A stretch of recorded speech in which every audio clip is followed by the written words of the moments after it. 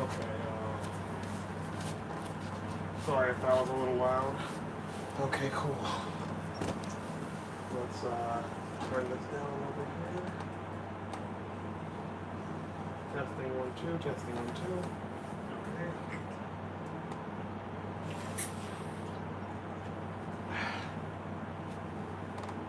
Alright. Let's do this.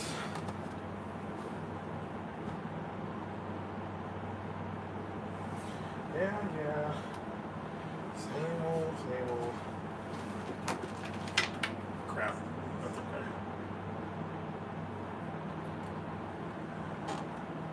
There we go. Not too loud. Okay.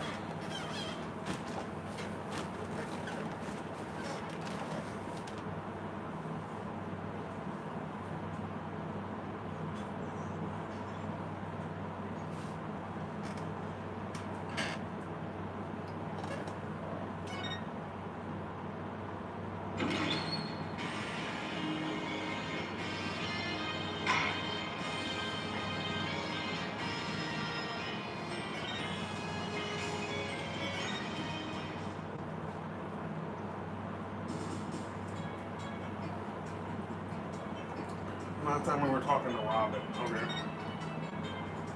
Why don't you confess? About your confession today, why'd you do it? Because Jennifer hasn't done anything wrong. I had to stop the trial by any means possible. Right. The end justifies the means. So you're a follower Professor Means too? Professor Means is a wonderful teacher, as was Professor Court. I like them B-O-P-H. She brushed that one off like a pro. But with that style of justice, you run the risk of breaking the law. Well, I'm prepared to quit school because of this case. What? Why? I want to be an artist. That's what I really want, man. But no, my parents forced me to study to become a prosecutor.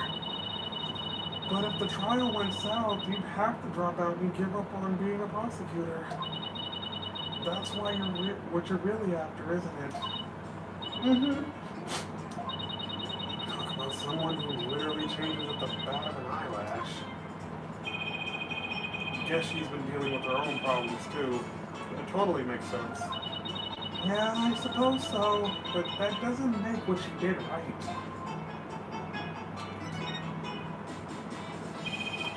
Hey, Olga, what's going on? Thanks for joining me. Appreciate you guys. Could you tell us about what you were doing on the night of the murder? Finishing a statue. I was on stage until the last bell. That's right. You made the statues of Mr. Wright and Prosecutor Gavin, didn't you? Oh, yes I did. Both of them. This is just a formality, but can you prove you were making the statues at that time? Can I prove it? You think I'm the killer now? No, that's not what I meant or said. Both Hugh and Robin were still at school after 7 p.m., but neither of them can prove exactly what they were doing.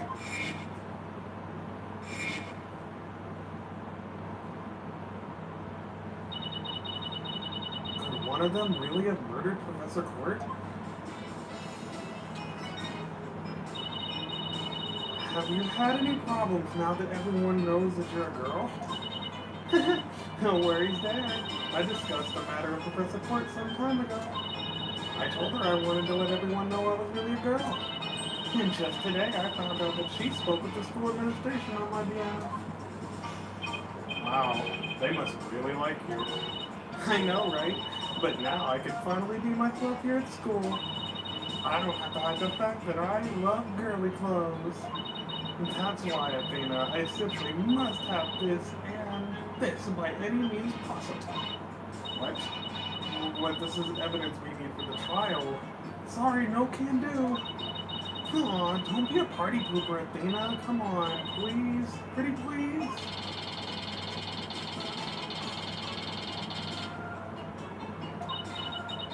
Aw, damn it. Anyway, thank you again, Tina. Thank you for revealing who I really am. I wanted everyone to know before the snitch found out. The snitch? Sounds like a new lead.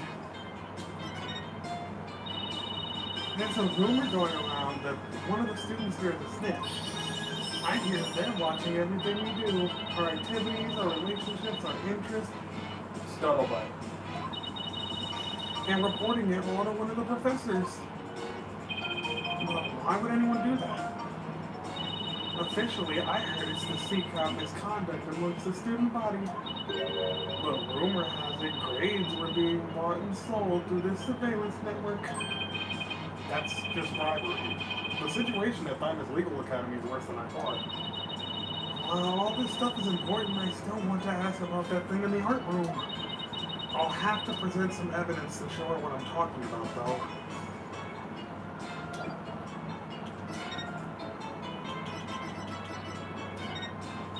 Robin, I just remembered something I wanted to ask you. This photo shows a piece of art on the table. Do you know what it is? Whoa! Look at that unique artistic sense. That has to be one of Professor Court's creations, man. Professor Court's artistic sense? Professor Court's artistic sense? That's a tough one. I'd say it's avant-garde and very eclectic. In other words, it's weird and all over the place. Come to think of it, that strange-looking painting in the art room was one of Professor Court's works, wasn't it? And the statue in the photo was originally a statue of Lady Justice. Lady Justice? Professor Court had planned on placing it on the judge's bench in the lecture hall. But the other day before the mock trial, it broke while she was polishing it. She said she'd take it back to the art room and try to fix it somehow. So this is the statue in its proper state? You bet. Just look at that wild silhouette. Wow, it's so cute. C-U-T-E. I don't get it. Do you have to be an artist to appreciate shit like this? Athena, the Lady Justice that you put back together on that stage. Oh right, I didn't realize it before it was in pieces, but before it was smashed. Maybe it didn't look like Lady Justice and more like it does in this photo. But what in the world was it doing on the stage? It was broken on stage. Professor Court had remade it to look completely different the day before the mock trial. Well, I think that about covers it. Okay, then how about watching the mock trial video with me? What do you say? Sure, sounds good to me. So how do you want to watch it? All classroom desks at this school have their own built-in computer, you know. Wow, this place is definitely a lot cushier than I thought.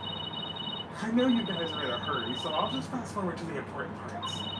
Let's start with the professor's pre-trial speech.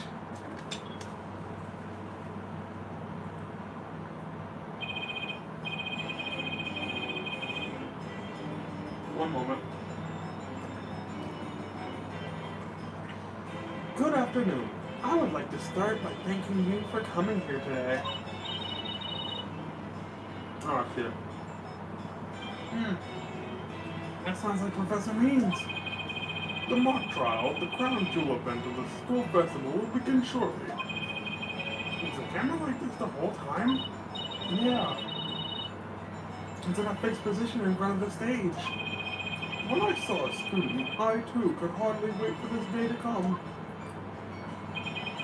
How come teacher speeches always make me so sleepy? Let's just get to the end of the speech. Now, let the mock trial begin. Hey, what's the deal here? Why is Junie so large in this shot? Looks to me like she cut right in front of the camera. Juniper was also in charge of the audio, even though she was already playing a part in the mock trial itself. But she had to do it to keep the script details secret. She was all over the place that day. When she wasn't in the trial, she was in the audio control room dealing with the music. Oh, So this is what the lecture hall looks like. Looks like there are judges bench back by the screen and a witness stand up front. What about those balconies with the prosecutor's names on them? Those are the faculty seats. Professor Means and Professor Court were in charge of scoring the mock trial.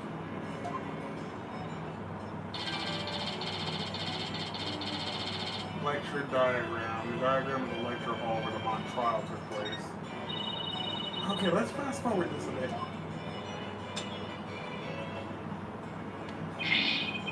And that's why the defendant is definitely guilty! Ah, that was me, could you tell? Objection! The frail co-ed used her bare hands to stab her professor with an arrow? I don't think so. You read that line in the mock trial too, Apollo? You read that line in the mock trial, Apollo, but you made it sound kind of weird. Cut me some slack. It was my first time reading that script. I think Juniper's gonna speak next. I didn't do it. It suffered a breakdown and pretty much lost it. It's true I sounded you're a goner, but I didn't mean it. Wow, what an emotional performance. She put a real actress to shame. Wait, could you go back and play that scene again? You really think that's necessary? Oh. If they took that recording and that was played before Professor Court died while Juniper wasn't there, they're gonna frame her. Oh boy. I can see why she has a problem with that. I didn't do it. I suffered a breakdown and pretty much lost it. It's true I sounded you're a goner, but I didn't mean it. Stop. Did you hear that? I think you're onto something. Let's play the last part again. I don't follow. What are you guys so excited about? I think this piece of evidence should explain it. Time to show Robin a piece of evidence that links the line we just heard to the recorder. Take that! I'm sure you remember this. It contains a female voice shouting a violent threat. I'll play it for you. You're a goner! Voices and performances do sound similar, but I can't believe this is happening. It's just a possibility, but if the voice on this tape is really a recording, one made from the mock trial video, then that means this evidence was fabricated. They didn't get to do a voice print analysis in time for court today. That's why the gender of the voice became so important. And if the real killer had foreseen that gender would become key in today's trial, he would have tried to deflect attention away from himself by making the suspect female. So basically, the only one with something to gain from doing this is our sole male suspect. Wait a second. No! Way! Professor Means' credo is the ends justify the means. So it makes perfect sense that a student who took those words to heart would fabricate evidence. We need to get this tape analyzed as soon as possible.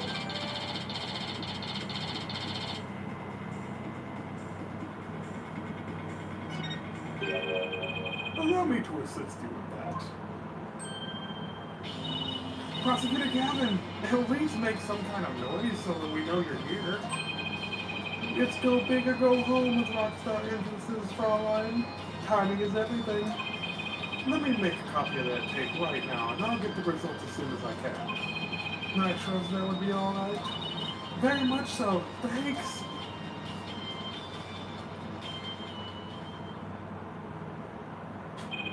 Well, Dana, it's almost sundown. Isn't it about time we head over to the detention center? I think Junie will agree that this is something that can prove her innocence, but will her heart really open to accepting it? She had to have known this is what I'd find.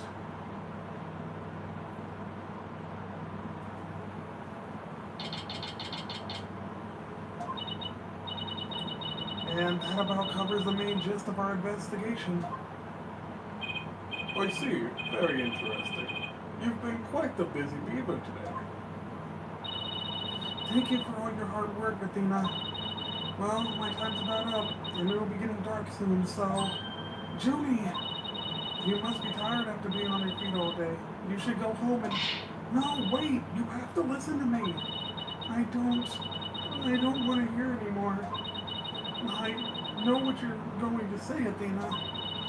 Junie, you promised.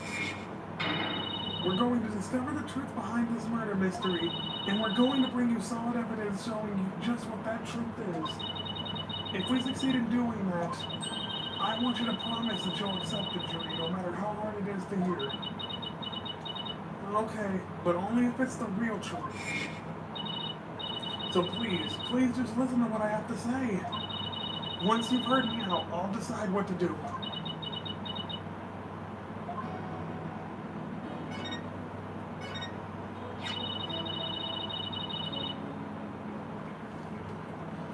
The voice in this recording has proven to be yours, Junie. One moment.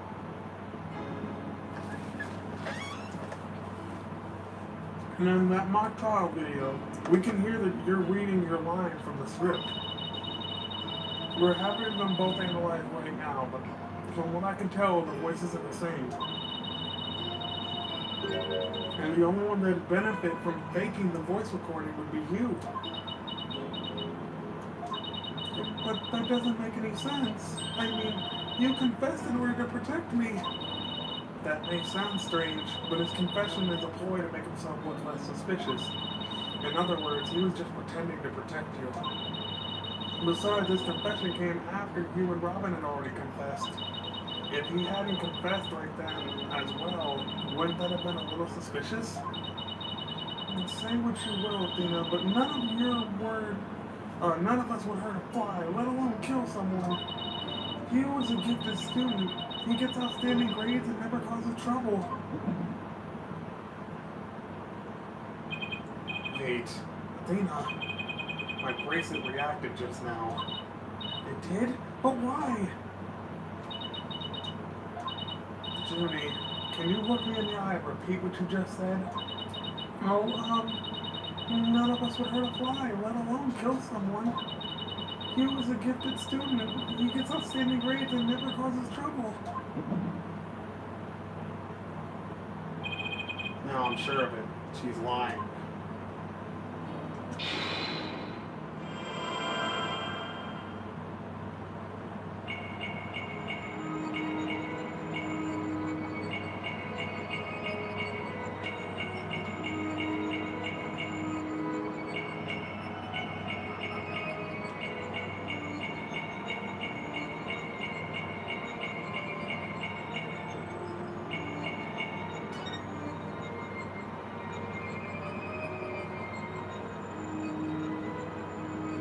Gotcha! Damn it. I didn't mean to do that. My bad. My bad.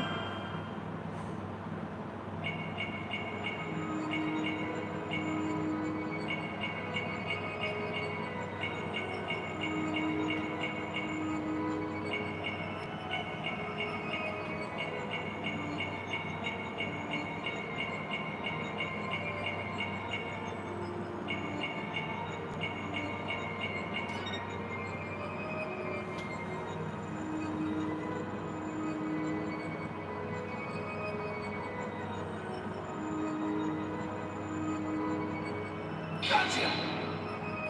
Turn her mouth. God damn it. Okay, a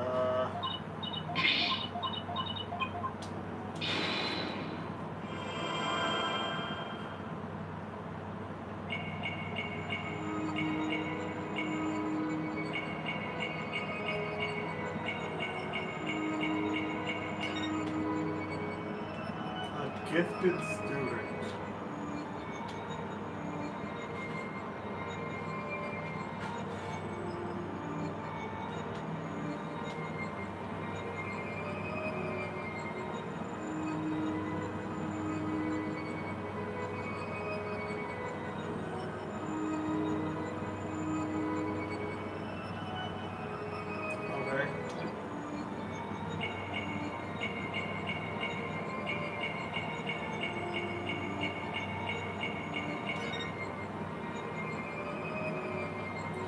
saying it has to be her hand?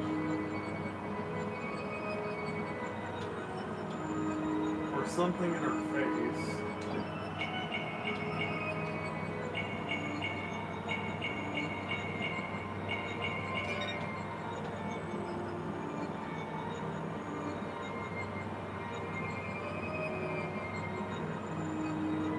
What would it be?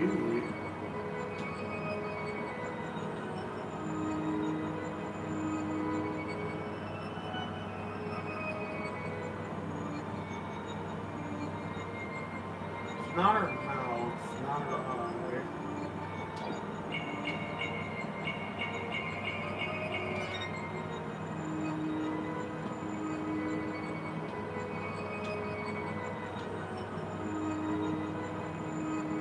Gotcha!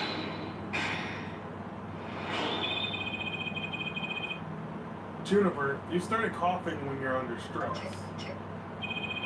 You can't hide it from me no matter how hard you try. When you said, "and never causes trouble," a cough escaped that made your scarf flutter. As for why you're stressed, it's because you were lying.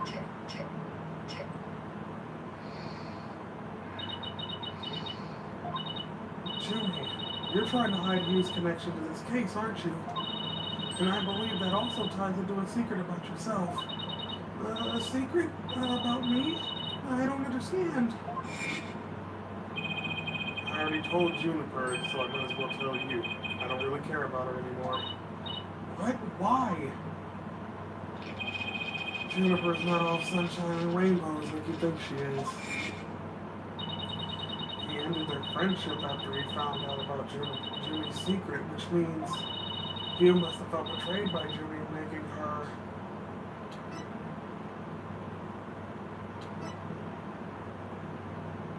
I would say... the snitch?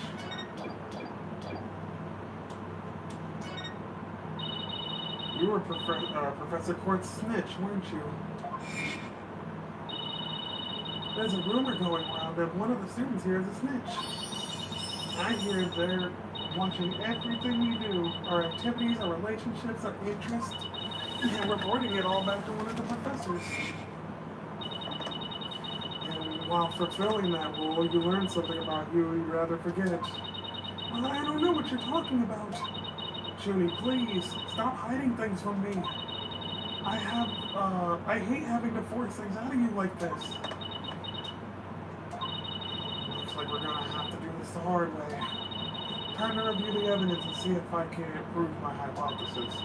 I must have something that proves Junie's the snitch and Hugh's connection to this case.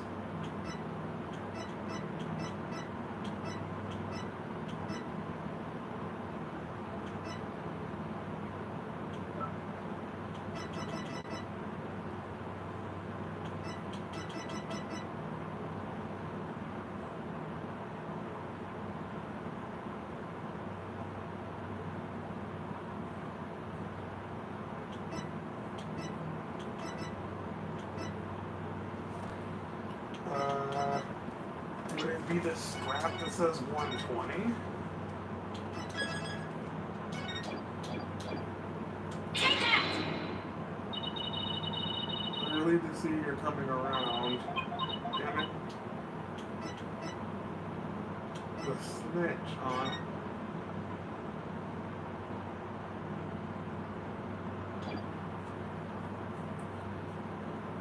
Prove Junie's the snitch.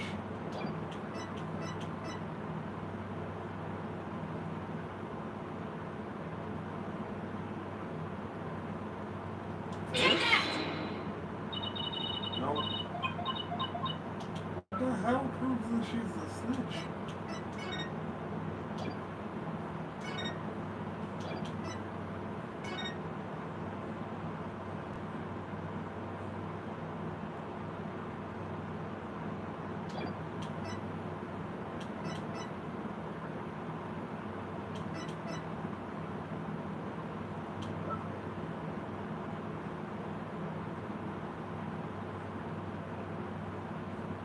Take that! It's not the photo either. I must have something that proves Junie's the snitch and Hugh's connection to the case.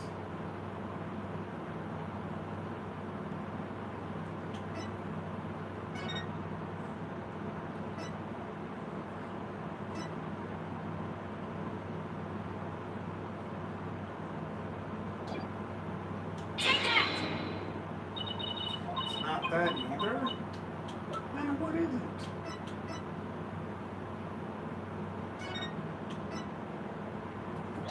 No, because that's Robin and Means.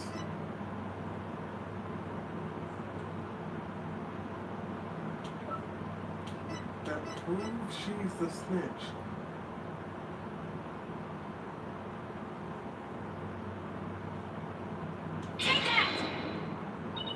It's not that either, then what is it? That's something that proves that Jumi is the snitch. Is it the planner?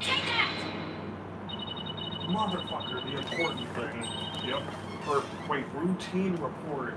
Need to speak with... Okay, I wouldn't have guessed that. Right here in Professor Court's planner, it says routine report. I believe this is meant to mean when the snitch would report in to Professor Court. I also believe Professor Court planned to meet Hugh in private based on the snitch's info. And from their meeting, Hugh must have put two and two together and figured out your secret. So you see, it all makes sense only if you're the snitch, Julie.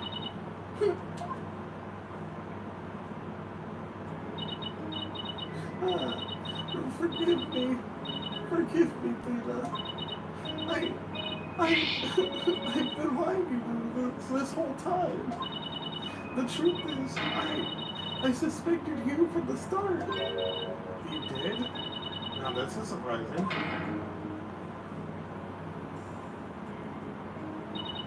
I'm so sorry. I've talked about friendship so much, but I've been a terrible friend. Juniper, I don't have the special kind of hearing that Athena does, but I don't need it to sense the pain that you're feeling. And its intensity is directly proportional to how you feel about your friend. Am I right?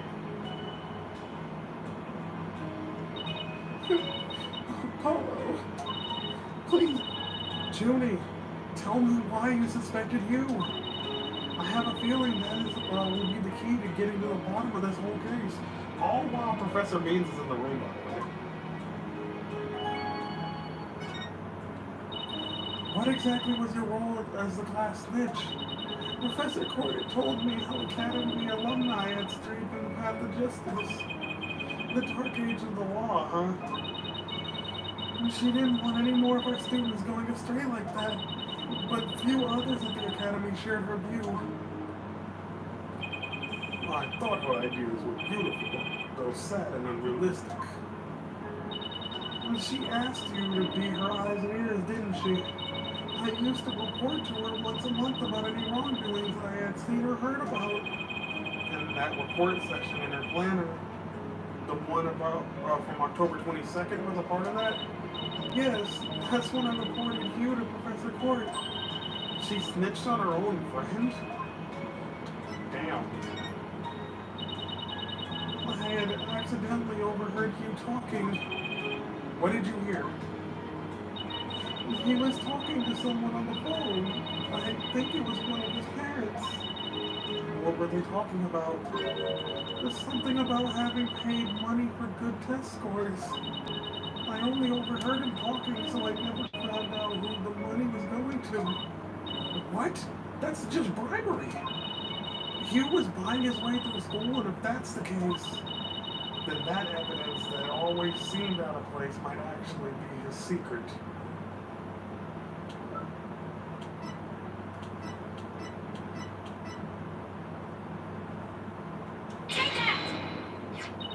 Well, we found this while we were investigating the stage. It's got Hugh's name on it.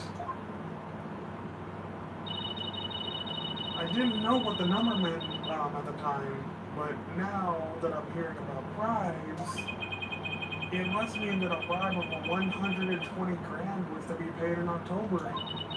What's more, take a look at this mark. It's the same one on the pages of Professor Quart's planner. Hey, you're right. Oh, wait.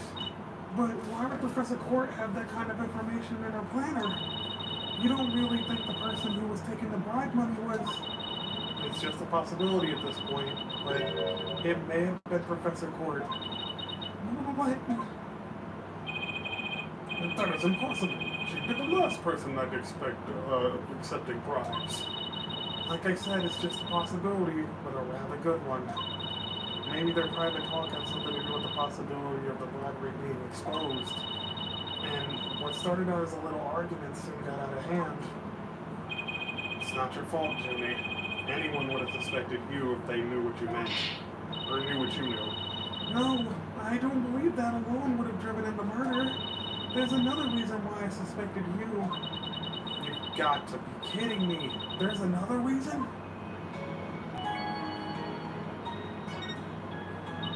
I saw Hugh around 7 p.m. the day before the mock trial.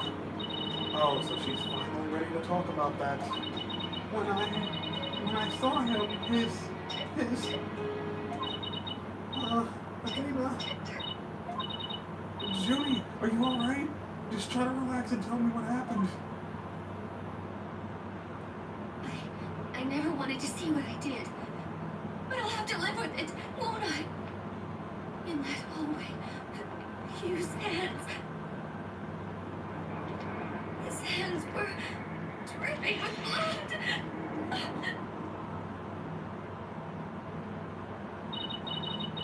His hands were dripping with blood. What? But why? What am I going to do? Deep down, I know you can't be the killer. But my mind keeps telling me he is, no matter how hard I try to convince myself he isn't. Oh, what am I gonna do? Hugh, he's... I can't take this anymore. Dana. So she's hid the fact that she had seen you and said she went home at 6 because she wanted to avoid talking about what she saw. Judy, it must have been terrible holding all that in, but it's going to be okay. I'll get to the bottom of this. And that's my promise from one good friend to another. I'll be defending Juniper tomorrow. And if that's okay with you, Professor Neebs? My main concern is whether you can defeat that prosecutor. But I won't try to stop you. I will be watching from the gallery, and shall look forward to seeing what sort of results your methods can produce. Good luck tomorrow. Now, if you would excuse me. Dana, I'm so sorry. I really mean it. I wish I had trusted you from the start. You have to uncover the truth tomorrow. I know you can do it. Don't worry. We already know that the prosecution's key evidence is or key piece of evidence is a fake. And thanks to you, we figured out the motive too. Let's give this our best shot, Athena. Tomorrow will be the day Juniper walks free. I wouldn't have it any other way. We should be all ready now. What could possibly go wrong this time? Why the fuck would you say that? Why would you say that? Still, there's this strange, uneasy feeling I can't shake. I'd better be imagining it. What does Robin have to do with the case? I know you wasn't the only one there, but literally when it showed it before, all 3 of them were present when she was stabbed. So, someone has to be lying. Time for the case. October 26th. Were you able to sleep last night? Huh? Oh, sleep. Sure, I slept. For a grand total of 0 hours. Good morning, you two. You look like you're ready to put on a real show. But before you do, I have a good luck gift for you.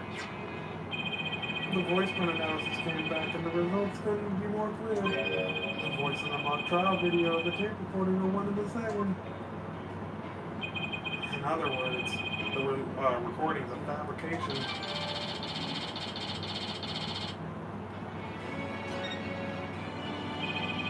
The lab is continuing the study of the tape. So far, there's been signs of overdubbing, but it's going to take a bit longer to uncover the audio that was erased. Who's there? Wait! Did you see who it was? No, I got a quick look, but they got away. I think it might have been you. I bet he was eavesdropping. I wonder if he saw our hand. Oh, I'm sure he wasn't the only one just now. I bet Robin and Box Girl are listening in too. I'll make sure they don't make a run for it. That is my final gift to you. Okay, all that's left now is to reach out to the truth. I want so bad right now to play some Persona 4 music. Oh, I'm gonna have to send this to Melissa. God damn it. Time for a mini chords of steel workout. I'm Apollo Justice and I'm fine. Your turn. I'm Athena Sykes and I'm fine.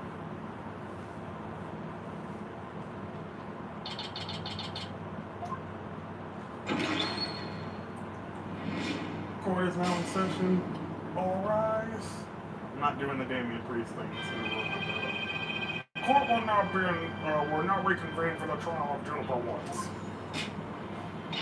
The Sykes Brigade is totally psyched. The defense is ready, Your Honor. The prosecution is ready as well. Isn't that right, Prosecutor Blackwell? Yes, well, moving right along, yesterday's adjournment was unexpected yet necessary. But I'll be running a tight ship here today, so no more funny business from anyone, understood? Your boldness. Robin Newman and Hugh O'Connor have recanted their confessions. But later I shall grill them at leisure to find whether I can charge them with perjury. Well, this sure complicates matters. Still, one was not overlook the facts. Now, about the school camera photo that was submitted yesterday. Pity, but that evidence is no longer relevant to this case. The alarm clock, or the art room clock runs fast. It cannot function as an accurate measure of time. As for the bungling detective who overlooked that, he is paying for his failure as we speak. For Detective Wright, I hope he returns to work with all his body parts intact. But if that's the case, then what will we...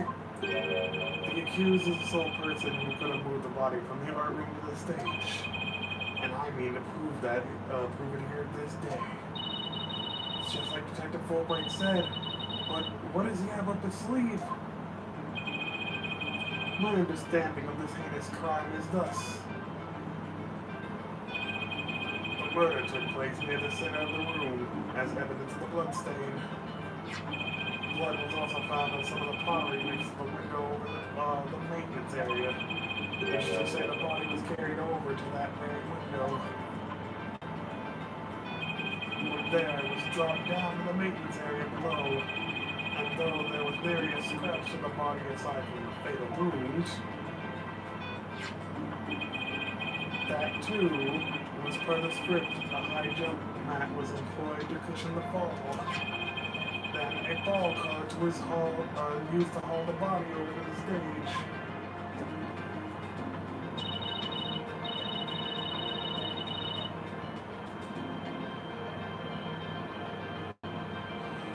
And that's not very clever. I mean, it's the same exact body moving scheme as the script.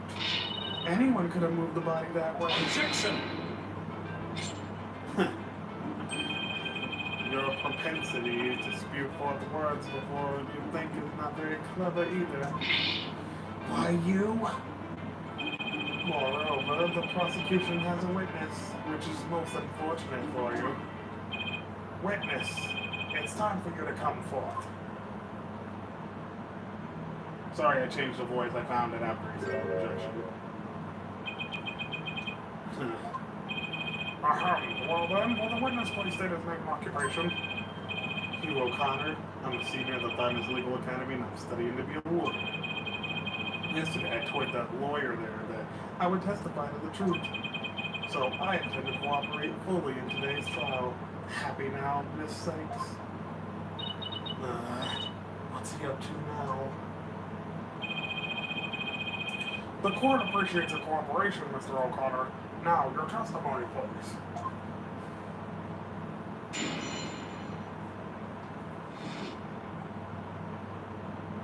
Give me one moment.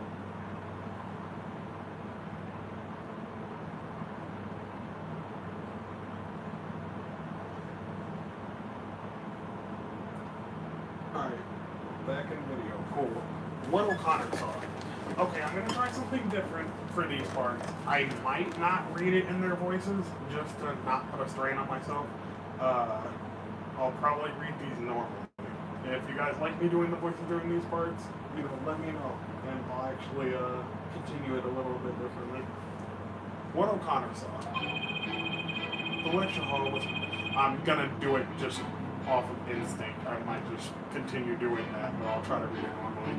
The lecture hall was packed before the mock trial, but the rest of the campus was empty. That's when I saw Jennifer dragging a large mat from behind the stage. I was watching her from the vantage point between the stage and the maintenance area. She was heading towards me, so I assumed she was on her way to the maintenance area. But I didn't have time to stand around and see what she did after that. The real truth hurts so much, doesn't it, Miss Sykes? Or maybe you thought I was going to bring up something else entirely against your client. Never a snappy comeback when I need one. He's coming straight at us today using any means possible. To protect the student who had to climb up high when setting the stage, a match was brought over from the stage to the storehouse. Our client is the student council president. What's wrong with her taking it upon herself to put the mat away after they used it? Objection! Oh, there's plenty wrong. There is but one mat in the entire school that can cushion a fall from such lofty heights. There we go. The mat question was indispensable to moving the body. It sucks being the last to know everything. I think I get it now. The drag marks we saw behind the stage were made by the mat.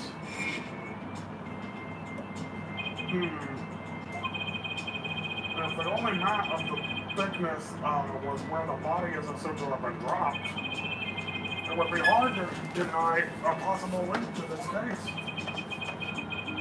We're off to a bad start again. You sure you're okay, Athena?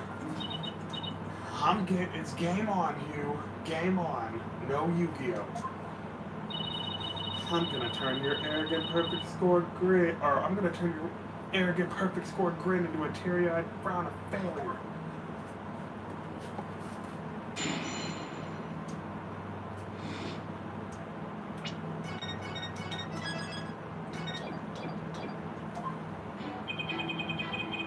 The hall was packed before my trial, but the rest of the campus was empty. Hold it! Hold it! Hold it right there! What? I was just getting to the important part. Eager to unsheath your blade, Sagidono? Your heavy breath heaves to where I stand. How rude! A human's breath doesn't travel anywhere near that far. So the only issue is distance? You're not denying that you're a heavy breather? I'm just saying scientific studies have proven that it's not. Hang in there, Athena. No matter how many insults they hurl, it won't affect the judge's opinion on you.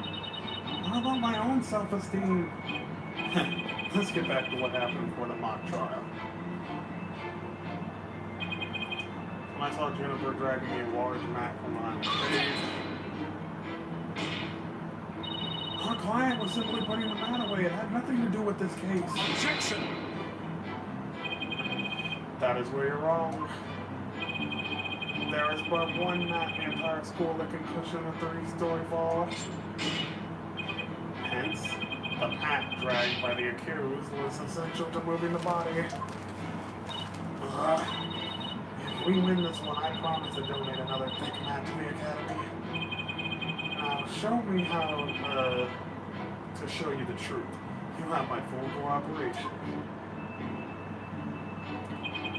I was watching her from a vantage point between the stage and the maintenance area. Did he not give us...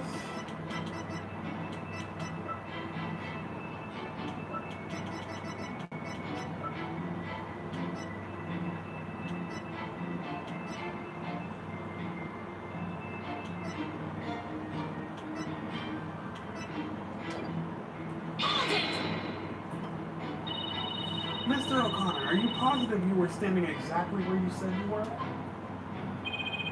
I was between the stage and the maintenance area, and she was behind the backdrop. He's sticking to his guns. The issue here is where he was standing when he said he saw Junie. But nothing I say will mean anything without evidence. Time to dig a little deeper. Oh, and before you ask, I have my glasses on. Therefore, I'm positive it was Juniper. That is not an issue. She was heading towards me, so I assumed she was on her way to the maintenance area. You shouldn't assume anything. It only shows that you're not positive. Objection! Such wild momentum. Perhaps you were the raging bull in past life. Objection! Don't compare me to some stupid farm animal. Oi, Justice Dono. Our assertion is Juniper was simply putting the mat away. In that case, where would she be taking it? Oh, to the storehouse, over in the maintenance area. Precisely, therefore, there was not wrong with the witness's judgment in the matter. It is your wild charges that are the issue here. I simply can't help it if you keep seeing red. He's going to get a face full of justice, Apollo style, if he keeps that up. Anyway, I saw her heading towards me. But I didn't have time to stand around and see what she did after that.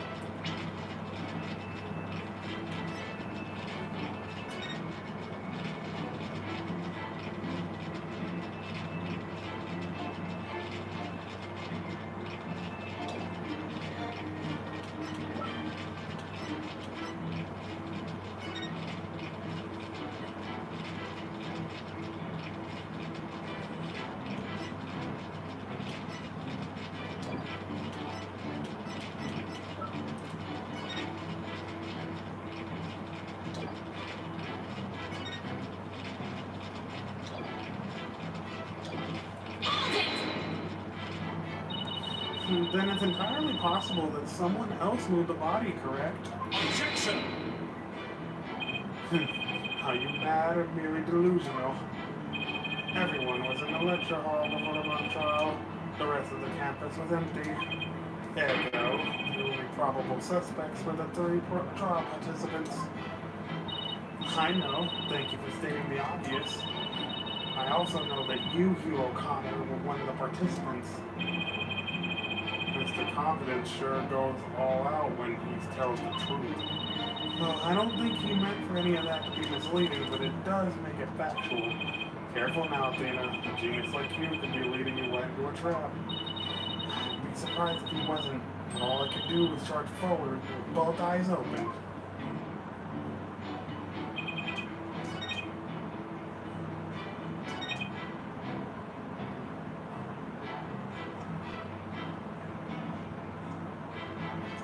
Where he said he was standing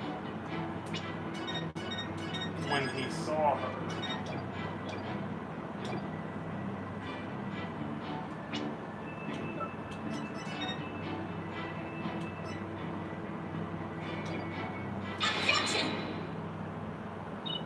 So, you saw the back of the stage from between the stage and the maintenance area?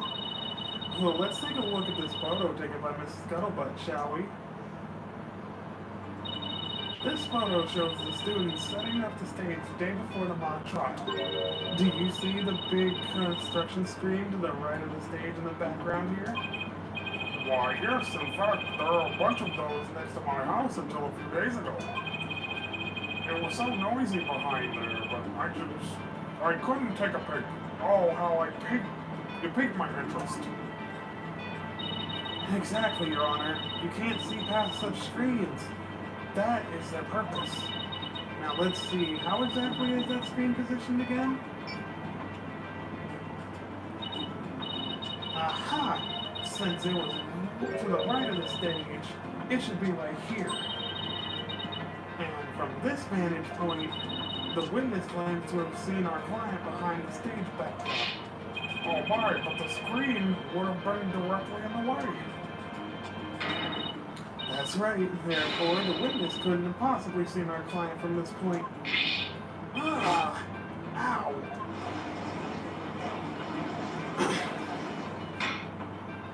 Order! Order! Mr. O'Connor, have you been lying to this court? The screen? Right. It must have slipped my mind. What? Are you telling me you, Mr. Genius, forgot something as, literally big as that? There are two kinds of memory lapses, the normal kind you mouth breathers have, and the genius level lapses of memory that people like me have.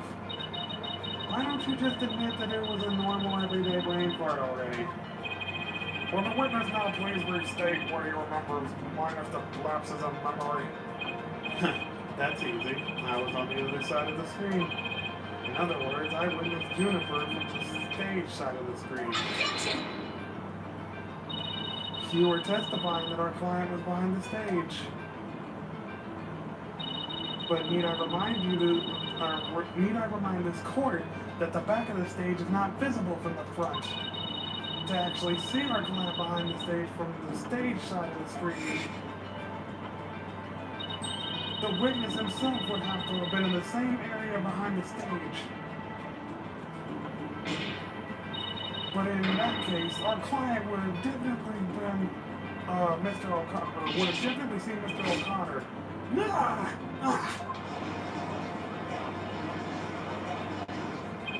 Nice one, Athena. Keep it up. Objection! What? Alright, golden boy. Is this not your chance? Telling the truth will be like a weight lifted from your chest. The truth? What truth? The fact that Golden Boy here was where he initially stated. That is to say, he was between the maintenance area and the stage. But then the screen would have blocked off his view. Objection! On the ground, yes, his view would have been blocked indeed. But consider how smoke always wants to rise up high. Athena, look at the photo again. Do you think something on the other side of the screen, something high enough to see the stage? No way! This crane right here? But I don't remember seeing the crane there on the day of the mock trial. Me neither, but it's probably safe to assume that it was moved before you found the body. That's far enough, Prosecutor Blackwell. Remember, you promised. I recall making no such promise. It was you who came blubbering to me about keeping quiet in exchange for information. What's all this about a promise? Is this whatever, about whatever Blackwell is using against him? And what's it got, to do with, going with the crane? Golden Boy did not go up, in that crane for fun. He was working part-time as a crane operator within school grounds. What? Do you mean to tell me a high school student was operating a crane? The witness, I object to the prosecutor's last statement. There's no proof I ever operated that crane. Actually, there just might be something that proves you did it. What? If this whole part-time job thing is true, I doubt it would be limited to a single day. And you were probably working at the same site the previous day, too. Is this what you're thinking of, Athena? He's right there, yeah. Yep, as the court can see, this photo captured the crane's operator. And if you look carefully, he bears a definite resemblance to Mr. O'Connor. Are you serious? This is ridiculous. How very interesting. Let's ascertain whether this is as ridiculous as the witness maintains. The defense agrees with the prosecution. Let's bring the facts to light. That's all well and good, but just how do you propose to do that? The person in this photo has one really distinguishing feature. I'm not 100% sure, but it's at least worth a try. We can clearly identify the person in this photo as the witness examined his neck. The figure in this photo is wearing a very unique object around his neck. Why, yes, you could see it right there. But then, are you saying you mean to... Mr. O'Connor's neck is almost entirely concealed by his tall collar. That's exactly why I believe this warrants further examination. No, not a chance. That would be a blatant violation of my privacy. You are a disgrace of a man. Now start unbuttoning that collar before I hack it off. Yeah, what's the big deal? Now let's see your neck.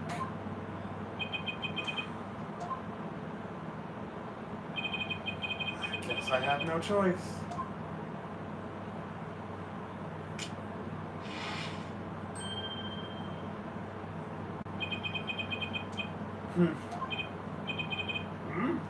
Oh boy. So, where'd you buy that neckband, if I might ask? I didn't buy it. It's handmade, and there's only one like it in the world. Sure looks like the neckband in the photo. Shall we have the photo analyzed? You are one irritating lady. Fine, I admit it. I work a part-time construction job. It has nothing to do with our school. Operating heavy equipment is no big deal for a guy who could parallel park one hand. But I never expected one of my jobs would take me to my own school. But when you factor in all of the required tests and apprenticeship period, wouldn't you have to be at least 20 to have your license for operating a plane? Oh, how about that? You see, I'm a genius, you know. Can I not check this fucker's age? He's 18. I don't know, he might be lying about his age, bro. Objection! Let us dispense with this inane charade, Golden Boy. No, Prosecutor Walker, please don't! High school seniors are 19 at most, thus they fail to complete the requirements.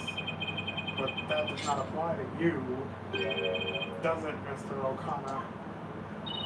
Why doesn't it apply? He's a senior, so he's around that age, right? No, don't, please!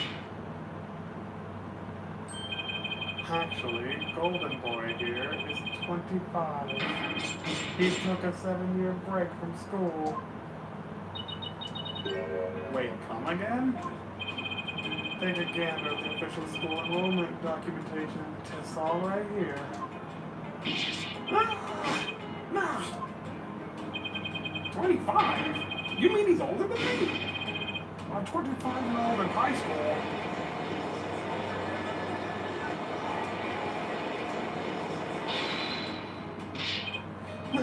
Or 7-year break, 7 years. I just have one thing to say. There are two kinds of 7-year breaks. The ordinary kind your mouth breathers take, and the genius kind people like me take. But a genius would quickly become a chore for a 7-year break. I think you have that backwards, Athena. Even geniuses make mistakes. I just happened to make mine only 7 years in a row. Only you could get away with using only like that. Enough of this jibber-jabber. Suffice to say, the witness was up in the crane when he saw the accused dragging the match. The accused readied all she needed to move the body immediately prior to doing so. That much is clear. I see no need to deliberate the matter any further. Considering that the body was moved in the same manner as in the script, I find Prosecutor Blackwell's claim to be quite persuasive. Does the defense care to dissuade me? As long as the mat was used to move the body, Junie's gonna be under suspicion. Athena, I just thought of something. What was Hugh doing in the crane right before the mock trial?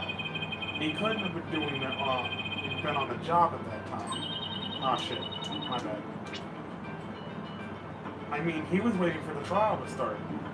Yeah, what was he doing in the crane? Wait, you don't think... Your Honor! Yes, Miss Sykes? I've got it. I've got an amazing idea that'll turn the prosecution's claim on its head. A little conjecture has never stopped us before. Interesting.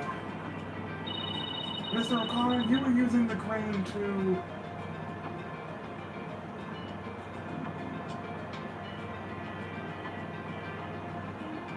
move the body.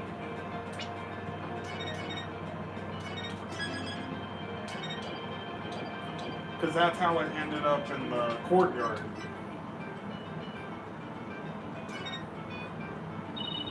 The body was just like it was in the script. So it must have been moved like in the script too. At least that's what the prosecution believes.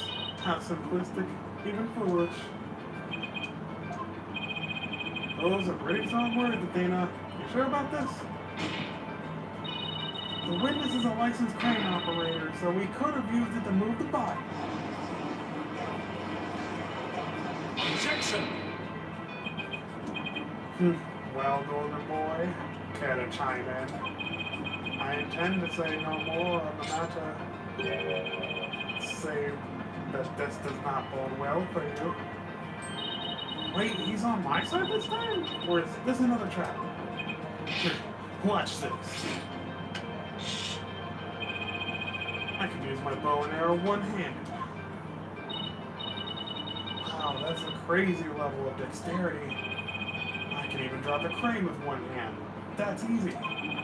Well, operating the crane itself is so complex it requires both hands. Now, I would have the court look at this.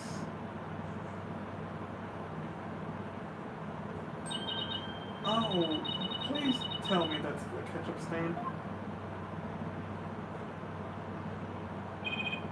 You wish my hand was injured and required surgery. That's the reason I kept my hand in my pocket this whole time. I've already verified this with the hospital of treatment. Quite a nasty wound, they say. So how'd you hurt it?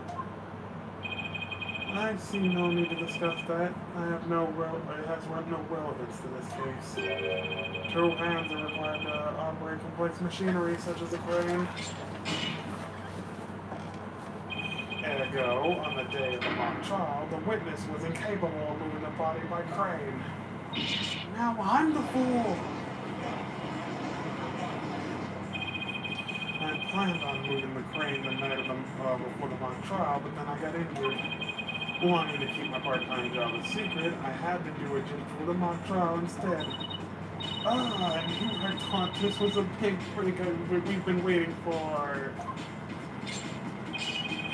Now that the defense's sophistry is laid bare, I would have the court recall my claim. Body was dropped out of a third-story window to a mat near the maintenance area. Then a ball cart was used to move it to the stage. See, I've been paying attention. Well done, your baldness. Now consider this. The accused was sighted dragging that mat, ergo, it was she who moved the body.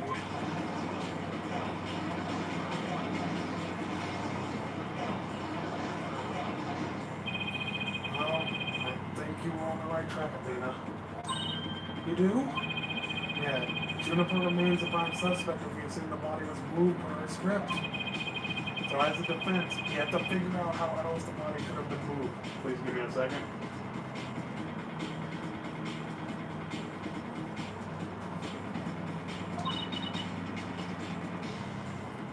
But...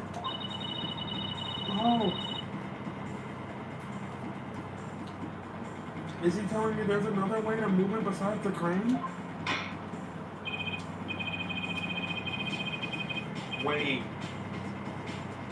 The flag. The flag has blood on it.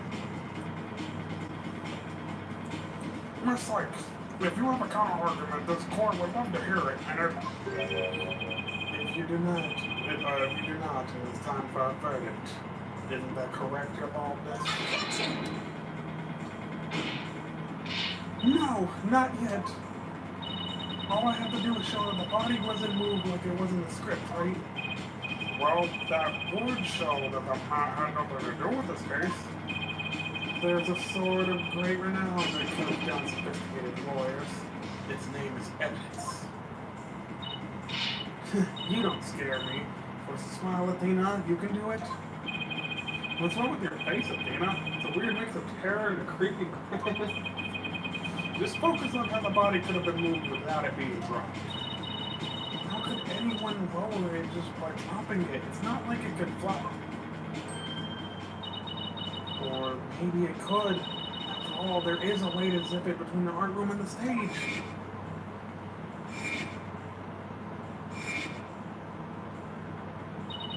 Someone could have easily used that thing.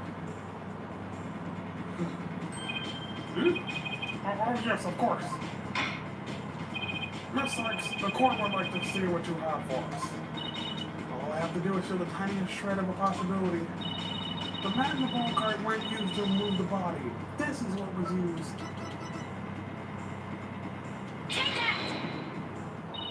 The key here is the thing that ties the art room and the stage together. Might I propose an idea? It might do you well to tie your lips together, lest you further expose your ignorance. This isn't exactly the time for black comedy, Prosecutor Blackwell. Anyway, the court will recall the wire on which the school banner was hung. That wire was strung between the art room and the stage, which allowed the students to run or reel it in the school banner from the art room. The body could have easily been lowered down to the stage via this wire. Objection! Spare me your armchair theories. This wasn't some kind of high wire act. The body surely would have fallen. Yet there are no signs of blood force trauma. Oh, you surprised me, Prosecutor Blackwell. You didn't actually think I failed to account for that? I'm sure that's exactly what he thought. When we investigated the stage yesterday, the bottom part of the school banner had been tied into a pouch-like shape. The pouches are useful for carrying things, and what do you think this one could have carried? Well, go on. Explain. The body was bundled in the pouch-like section of the banner and sent down the wire. The body would have been down to the stage in a flash. There's no need for a minute.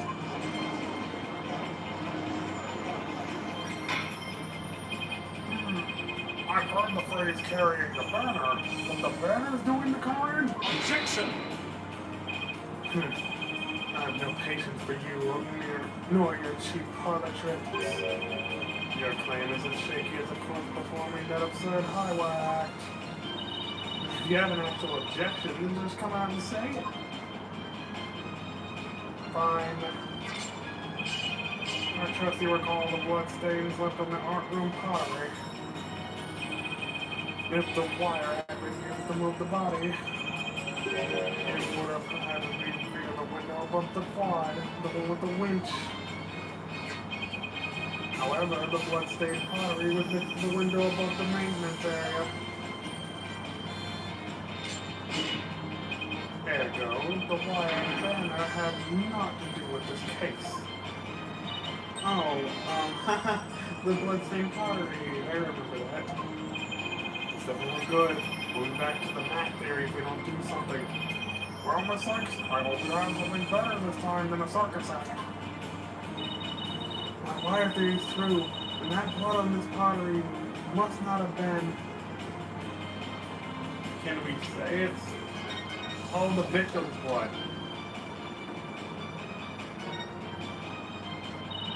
Maybe it's not the victim's blood. Did the police check to see from whom the blood on the pottery came from? Shame on you, Sykes, don't know. Have a little more respect for the constabulary. I've never seen that word before.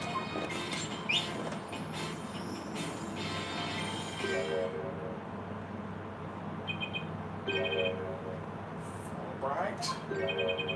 Looks like they didn't check it.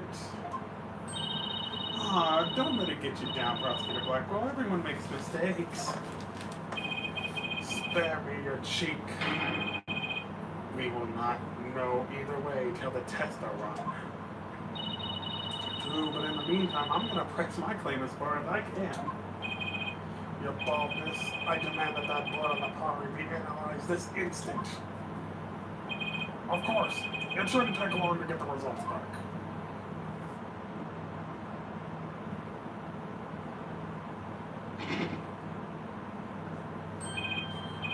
Alright, that was quick. Your history if it turns out to be the victim's blood. Please let it be someone else's.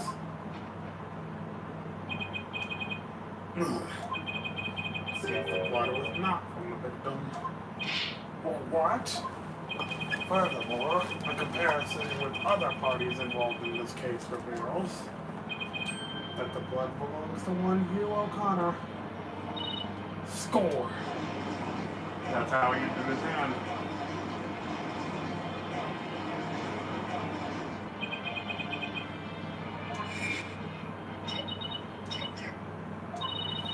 Don't worry, Jimmy. Just try to relax. His hands were dripping with blood. Your Honor, as we saw earlier, the witness's left hand had suffered a serious injury. He sustained the wound in a struggle with the victim, and his blood got in the pottery. Then, Jimmy saw his blood-stained hand as they passed each other in the first room hall. It's the only explanation that covers everything. Objection! There is but one way now to turn aside her blade, but do not cast the blame on me. Your grudge is with Sykes don't know, for it is she who forces me to expose your secret. Fine, whatever. Wow, how much dirt does he have on you? The court will now observe this odd-looking envelope. What was inside this? It was inside this that Miriam Scuttlebutt's script was found. Miriam Scuttlebutt's? But didn't the prosecution already claim that this envelope is the one that contained the script? Circumstances have changed. You see, Golden Boy had hidden this from us all. Let's see here. My word, talk about the world's most painful paper cut. Indeed, you can clearly see that if this envelope had not been opened correctly, a powerful spring-loaded blade would shoot forth, leaving a horrible gash upon the hand. The only one who had been told of the secret way to open it was Constance Caught. You really want to see my script that bad? Well, you better watch out. You've read it without my permission, and you'll wish you hadn't. Yikes. Miriam wasn't kidding when she said that. The blood on the blade is the witnesses. Our genius here tried to sneak a peek at the wrong script and paid for his foolishness. How? This guy's the worst genius I've ever seen. Don't worry, Athena. The wound isn't that deep. We've still got the wire through it. Yeah, I've got it.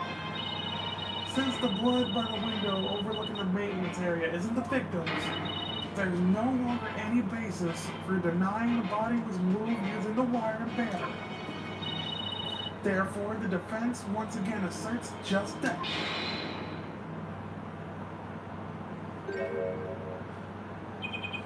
You call yourself a lawyer? Don't you see the glaring contradiction in your thinking? Huh? The court would like to remind the witness that his role is not to point out. And you, how could you adhere to such outdated beliefs? Whatever. Seems you've forgotten the two statues that were on stage directly above the wire. A body sent sliding down that wire would have crashed into them. Care to explain that away? Can explain that away? Yeah. Why, I believe he's right. The statues and the wire are extremely close to each other. So the body would have collided with the statues?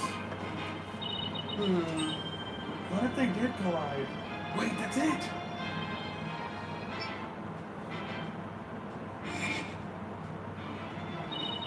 Speaking of those statues, we still don't know how they were broken.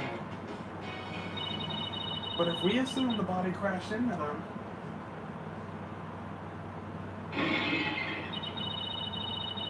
oh, that's the loud-ass noise they heard that drove us outside. That would also explain the loud noise we heard while we were in the waiting room. Oh, now that you mention it, you and Mr. Wright went right onto the stage after you heard that sound, correct? Objection! Interesting. Very interesting. But may I ask just one question? When was it you heard that said sound? It was a little after the mock trial had started. Mr. Wright and I were practically bored to tears there in the waiting room when, Precisely. If that's the sound you heard did happen while the body was being moved, that would place it during the mock trial. Which means the body wouldn't have been there before the mock trial started.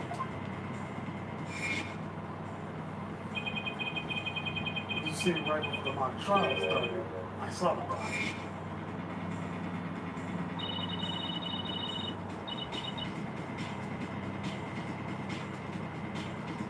One moment.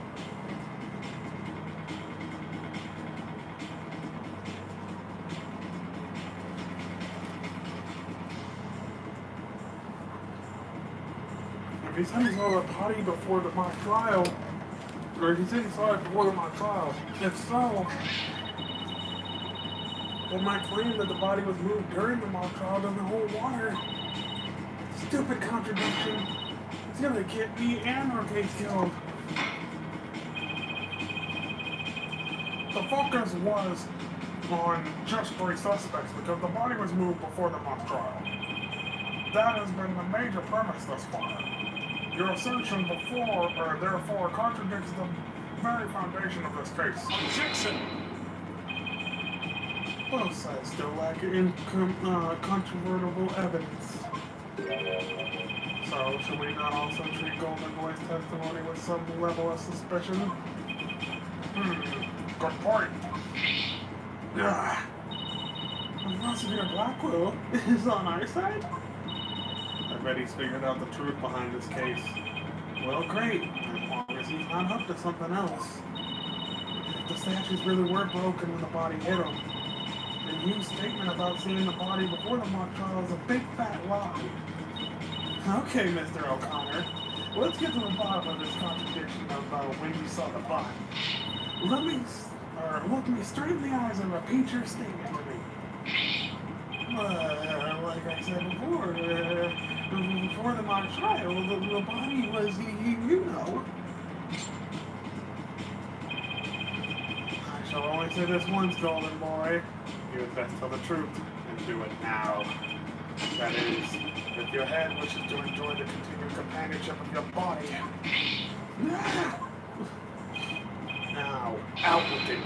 Did you truly witness the body? Or were you just lying about it? Well, which is it? You what? I never saw the body. Are you sure about that? Lie to this court again and I'll charge you with perjury. But there was no body on that stage. I've been lying about that this whole time. I'm sorry.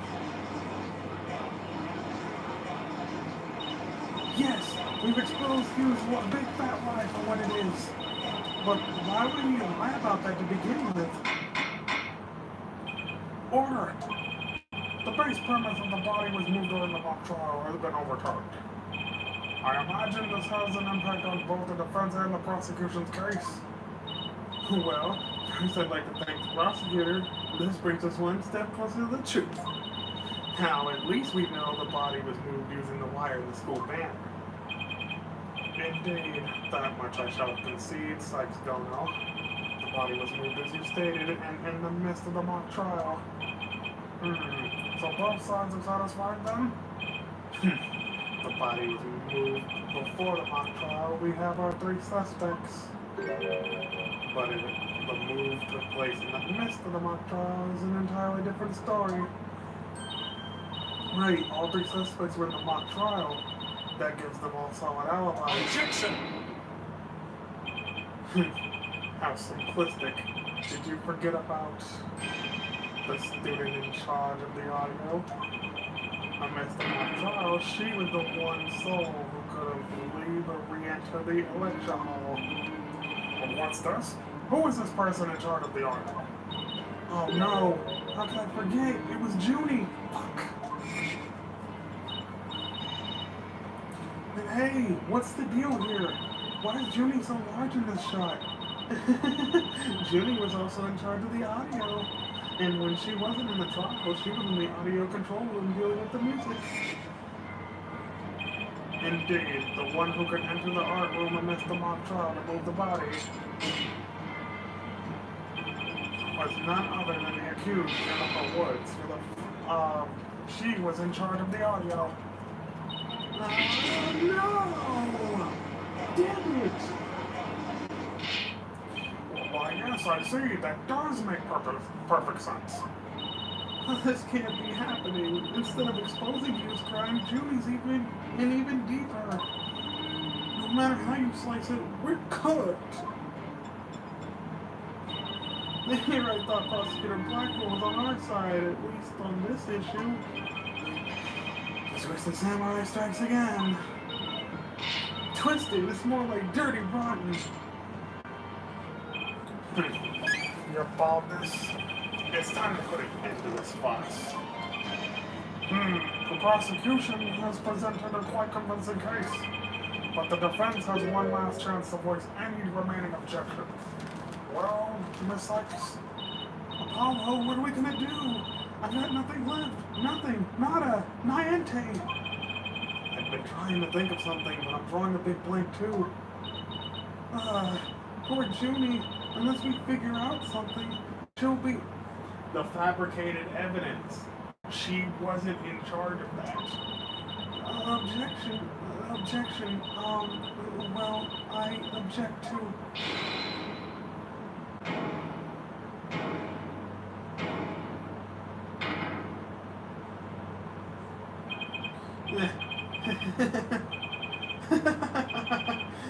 Stop right there. All ears to me. It's time you heard about... What?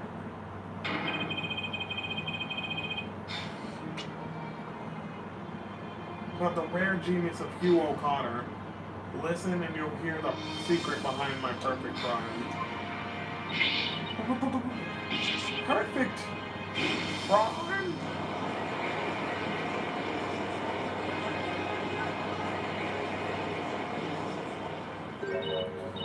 Wait, this is some serious deja vu. Didn't we just go through something like this yesterday? Yes we did. This had better not be another one of his enraging traps. The murder, the moving of the body, the cover-up. it all sprang from my brilliant mind. Well, go ahead, arrest me. The real killer is right before you. Order, I say. Mr. O'Connor. You already confessed yesterday, then earlier today when Candidier's confession. As if you now three can comprehend my genius, the end justifies the means. Now bow down and kneel. Kneel before my great maddening intellect. Objection! Enough! The only thing maddening about this ignominy you bear for all to see. For it is impossible for you to have been the perpetrator behind this crime. There's no perfect crime, only a perfect alibi, as you were at the mock trial. And it is silly that I must remind you of this, but you were a participant the entire time. There shall be no mercy if you persist in hindering this trial with your silly little... You doesn't seem the least bit shaken by Blackwell's threat. Listen to Mr. Prosecutor, calling that a perfect alibi is beyond contempt. Your Honor, I'd like to take this opportunity to offer further testimony. I will now demonstrate the very moment of genius that transcended even perfection. What? Use confession? You won't believe this, but I used a body double. That wasn't the real me at the mock trial. That means I didn't almost lose. My body double almost did. I slipped out stealthily while my double took care of the trial. I had the run up the campus. In short, I'm the killer. Juniper's innocent.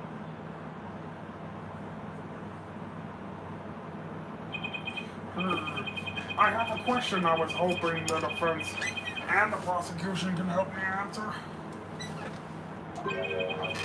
Is it just me, or does the witness's testimony make no sense at all? No, it's not just you, Your Honor. All I got from listening to that was a big fat headache. Yeah, that was just plain weird, especially the whole thing about a body double. Well, I'm relieved it's not just me. And the prosecution? Your boldness, summon an ambulance this instant. The witness is stark raving mad. Yes, I think that would be for the best. Now then, let's pretend that never happened and move on to my verdict. You people don't believe me? Yeah, it's not a matter of not believing you, it's more along the lines of questioning your sanity. Yeah, the funny part just called, they want their genius back. Shut your pie holes! The intellect of a genius transcends even logic. Besides, don't you guys have that weird device for testimony like this? Widget's not a weird device, and I don't waste him on ridiculous testimonies. Easy there, Tiger. Think of it this way. We don't want a verdict that would be passed just yet. So how about we give Widget a try? Well, this is against my better judgment, but I'd like to conduct a short therapy session. Your better judgment? I'm a judge, and it's far beyond mine. Yet, I find it hard to say no. Prosecutor Blackwell, I trust you have no objections? Prosecutor Blackwell? The prosecutor said, rubbish. We will be out for a stroll. Then left with Detective Fulbright? How does he get away with shit like this? And I'll interpret that as meaning he has no explicit objections. Alright, Miss Sykes, you may proceed with your therapy session. I've seen my fair share of crazy trials, but this one takes the cake. The hell is going on? Widget!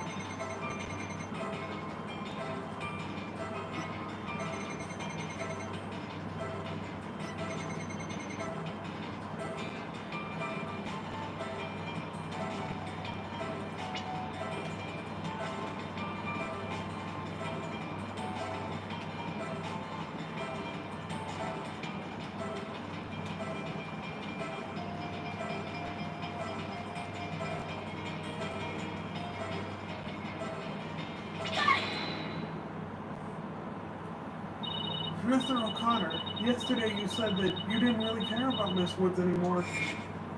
I already told Juniper, so I might as well tell you. I don't really care about her anymore. What? Why? Yeah, well, Juniper reported my secret to Professor Court. His secret? Oh, the bride. She wanted nothing to do with me because I had disappointed her. That's why I don't care about her anymore. I was never trying to protect her. My confession was always about one thing and one thing only, the truth. Objection! Mr. O'Connor, you feel a great happiness in the fact that you might help set Miss Woods free. So much so that it overshadowed all your other emotions. What are you... I can hear it clearly now, Mr. O'Connor. The discord you've been trying to suppress. People don't normally feel like that when, like you do when you confessed. So you really was trying to protect Juniper? Yes, I'm sure of it. These feelings for her are the real deal. But that does mean his confession is... Finally figured out the obvious, have we?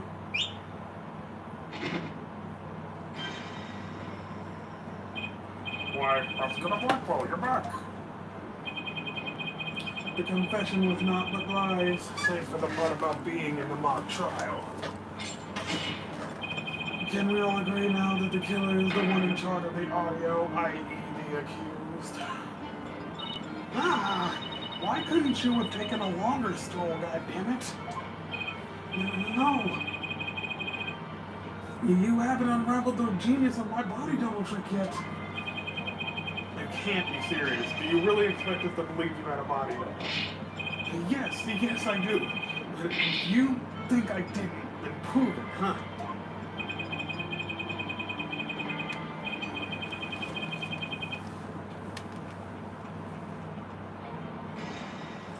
Either we quit here and Juniper's found guilty, or we play along with Hugh's delusion. Let's go with the least worst choice. But first, let me update his testimony.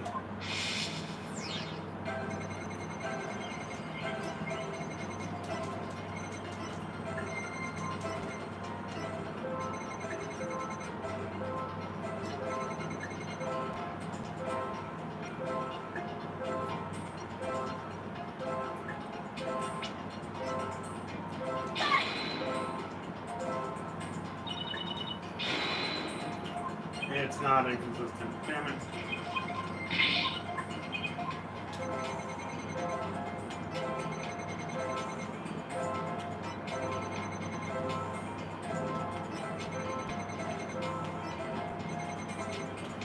So the last thing he said, it's overwhelming happiness.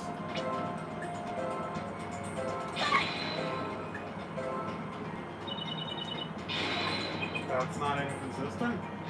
Okay, hold on.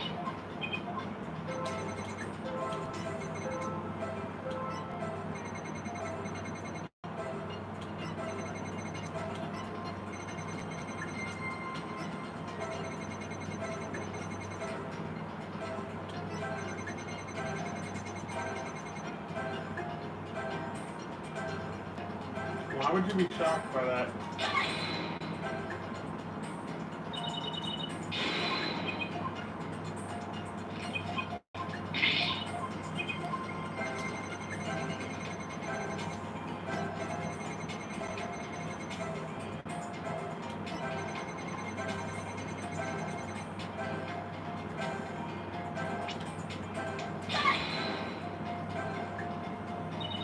Not that either? What the hell? Okay, let's take this slow then. Figure this out. Nothing here. Slipped out stealthily while my double took care of the trial. One of the campus.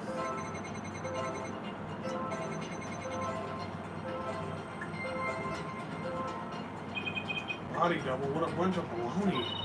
I know, but I can hear the noise. It means there's a contradictory emotion somewhere. Contradictory emotion? Everything he says is one big contradiction. Right, and that's why I can hear his inner voice loud and clear. If we just think about Hugh and his competitive nature, We should be able to figure out the root cause of his discord.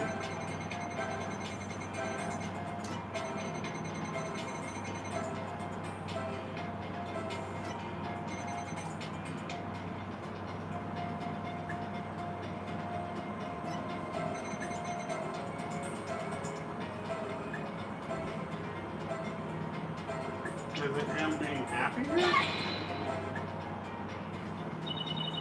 No, it's not. Okay. I'm so confused.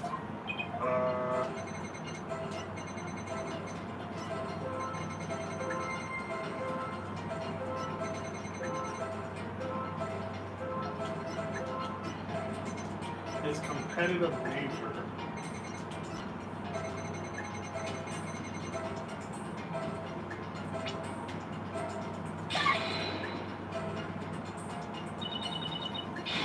It's not that either. It literally said go after his contradictive nature.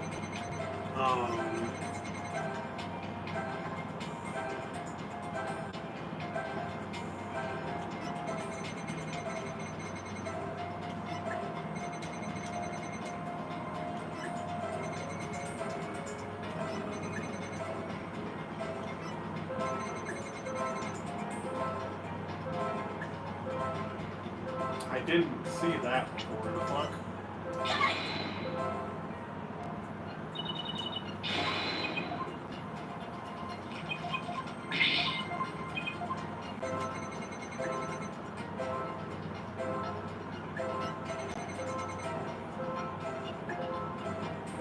Is it not?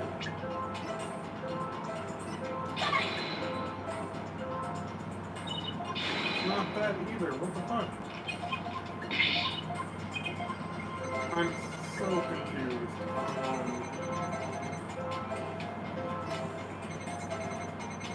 I'm assuming it's not.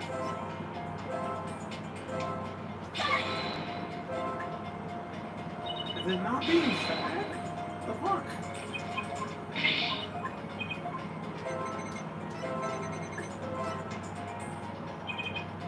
Body double is a bunch of baloney.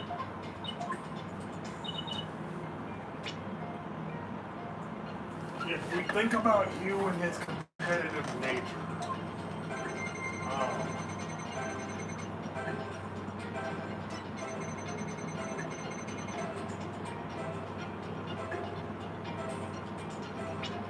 I would say you should be happy about that, I guess. Not that either. I'm so confused.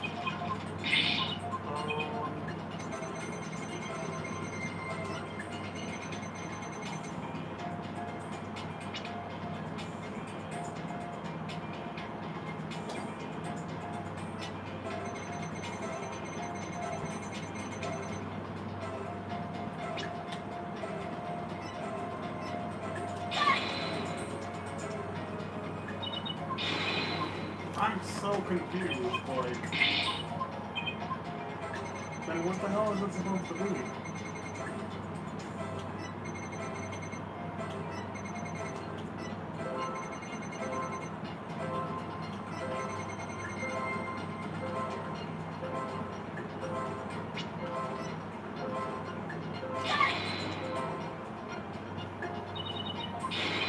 Right.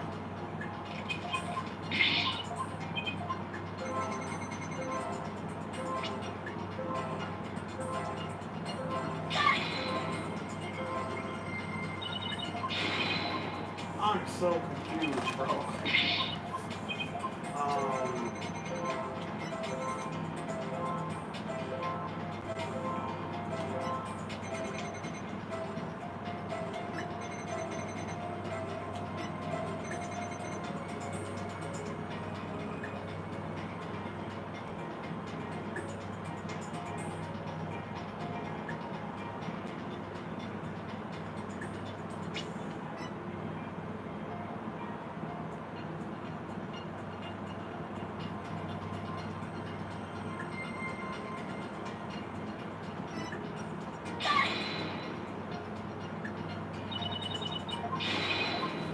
There's no emotion there, though, is the problem. I'm so confused. Like, there's nothing there.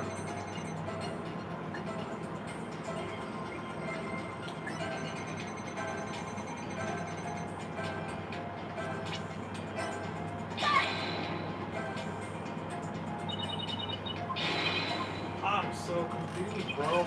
Like,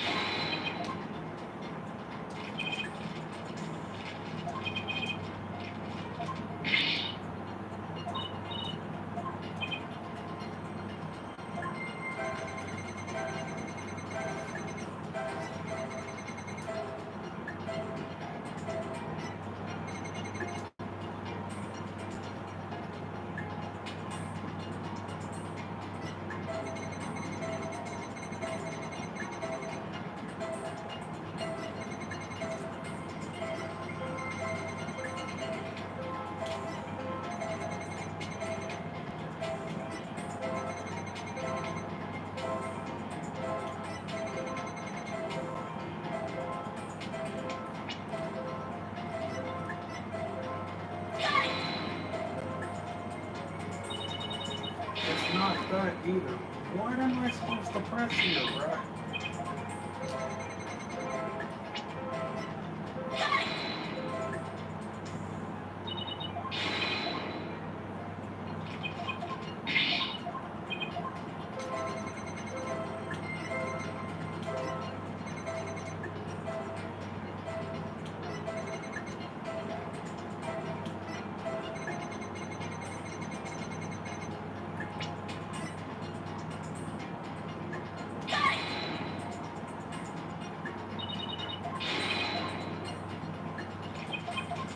Oh, I guess it would be,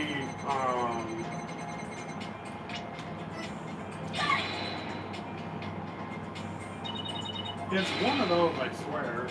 It's like, why wasn't he angry that his body double almost lost?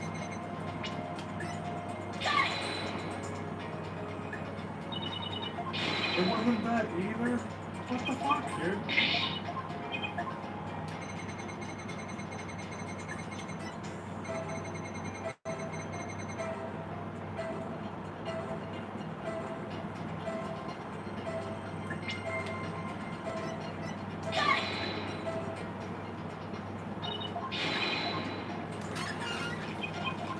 Okay, I've been doing well with not doing this, but this is irritating me at this point.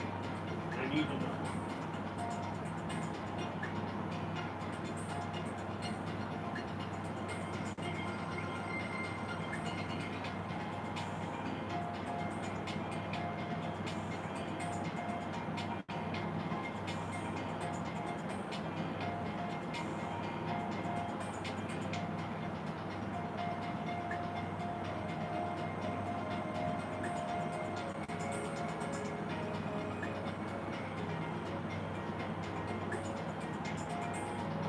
Yeah, give me a second. I'm real confused about this.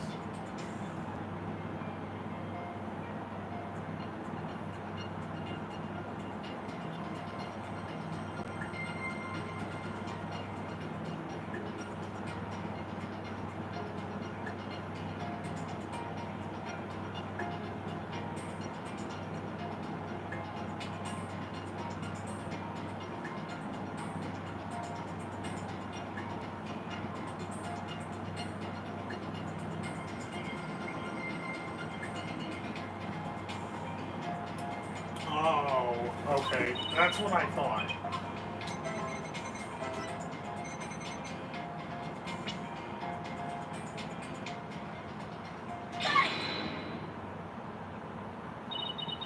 I didn't almost lose, you say.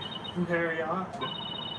You exhibited happiness the entire time except during this statement. Ugh, you don't know when to give up. Wait, now that I think about it. No, don't. Stop making shit up. When I left the lecture hall, it was during Professor Mean's pre-trial speech. That's when I moved the body. I then slipped back in just before the verdict. So you're saying you were there the moment your double was about to lose? Yes, I was. Naturally, I wasn't happy when I saw that. In any case, I was at the far end of the lecture hall behind the screen. I figured no one would be able to see me if I came through the doors there. Objection! Sex don't know how much longer will you indulge him in the charade.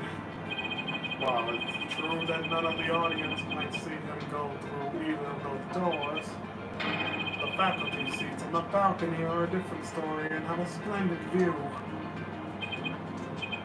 I thought you could do better than that.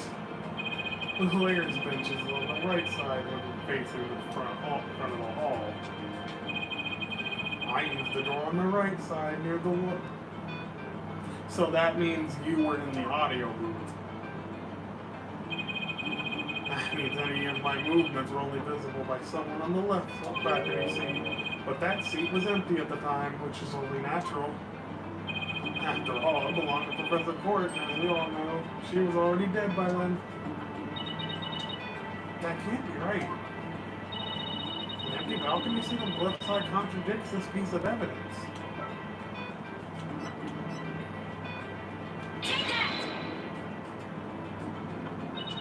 I have no idea where this contradiction is going, but I don't have any other moves at this point.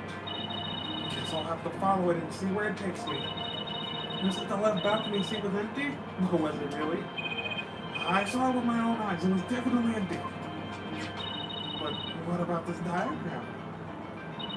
According to this, Professor Means was supposed to be seated in that left balcony seat. And if you left the lecture hall during his pre-trial speech, he would have been standing there at his seat addressing the students and the faculty. No, this can't be right. You do no one any favors by exposing the fallacies of his confession. I've told plenty of lies so far, but this part is true, I tell you. There was nobody in the left balcony seat. You've got to believe me. Doesn't seem like he's lying this time. Okay, Mr. O'Connor, let's have you testify again, but this time don't spare any details. You got it. I'll repeat it as many times as you like. I mean, my ingenious escape act warrants repeating, considering I'm the real killer. All I really care about is whether that seat was empty or not.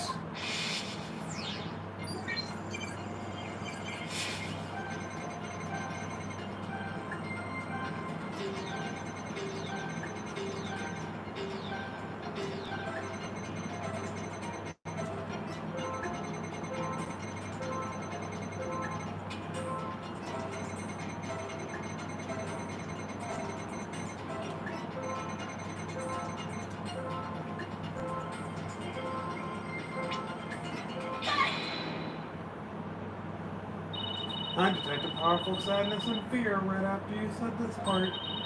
It's as if you said something you shouldn't have. Well, what's wrong with you? You shouldn't reveal a person's inner feelings for all to see. Mr. O'Connor, it's you who's revealing your inner emotions by the way you speak. Plus, I have a good idea why you're feeling sad. No, you're a horrible person. Can't you just leave me be? You said that you went through the empty audio control room, but that's not true, is it? There was someone who returned from there once Professor Court finished his speech. And that someone who was in the audio control room was... Take that! I know you realized there was a problem with your statement as you were saying it. That's why you felt so uneasy. If the audio control room was really was empty, then that would mean Miss Woods was roaming around campus. Ah! Mr. O'Connor, if you really want to protect Miss Woods, just tell the truth. If you believe in her, revealing the truth is the same as protecting her. Juniper's innocent, that's the truth. But in this dark age of the law, the truth can be twisted to serve anyone's needs.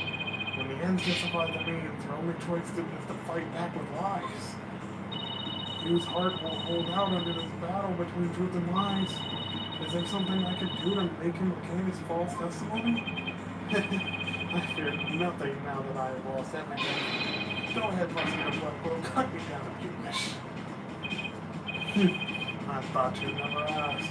With you gone, you may swiftly proceed with the verdict.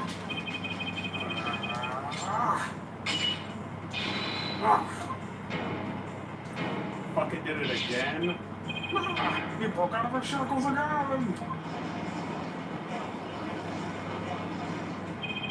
I don't want to be a poor accountant down at the. I don't want to be the poor accountant down at the detention center.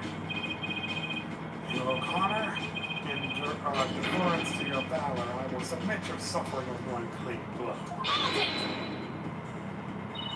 Could you wait a moment before you try to cut him down? Silence! Don't come, motherfucker. Eek! I never learned about this in law school. Careful, prosecutor. Remember that shocking experience you had last time. Very well, Golden Boy may live. For now. Enough already, Mr. O'Connor. Miss Woods would never want to protect you, to protect her this way. She values the relationship between the three of you more than anything. That's where you're wrong. She doesn't feel anything for me now. Well, what does it matter anymore? I might as well tell you everything. This, no doubt, is no doubt news to you, but I am not and never was a genius. Sorry, but I already do. Me too. And don't forget me. Though, in all fairness, it was pretty obvious. I thought he was a genius at first, but the stuff he said was crazy. No need to rub it in. Just shut the hell up and listen. It all started several days ago. I accidentally learned that my parents have been paying good money for my grades. But that's bribery. So the bribery wasn't Hugh's idea? All of my perfect scores were the product of cold hard cash, not genius. Even worse, when I confronted my parents about it over the phone, Juniper overheard me. Oh my, what a terrible misunderstanding. I've been living a lie. I don't know what else there is to say. I'm no genius. I'm completely worthless.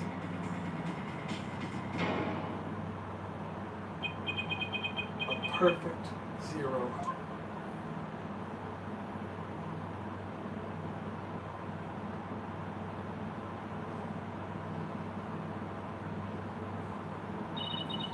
You? Even so, I still wanted to make it up to Juniper for disappointing her like that. That's why I wanted to clear her name by pinning the blame on me. I mean, she probably hates me now, so it'd be a relief for her to see me locked away. If you were trying to help her, then why did you testify against her? You were the ones who told me to tell the truth yesterday, so I thought if I did, it would help her. He wasn't trying to provoke us? And it looks like you seriously misunderstood him in more ways than one.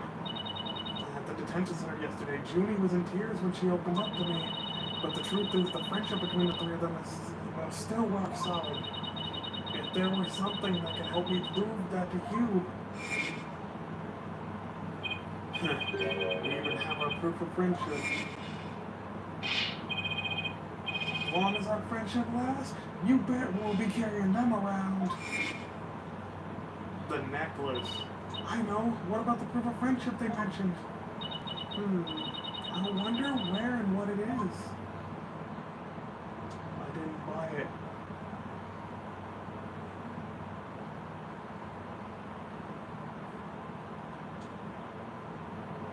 It's handmade, and there's only one like it in the world.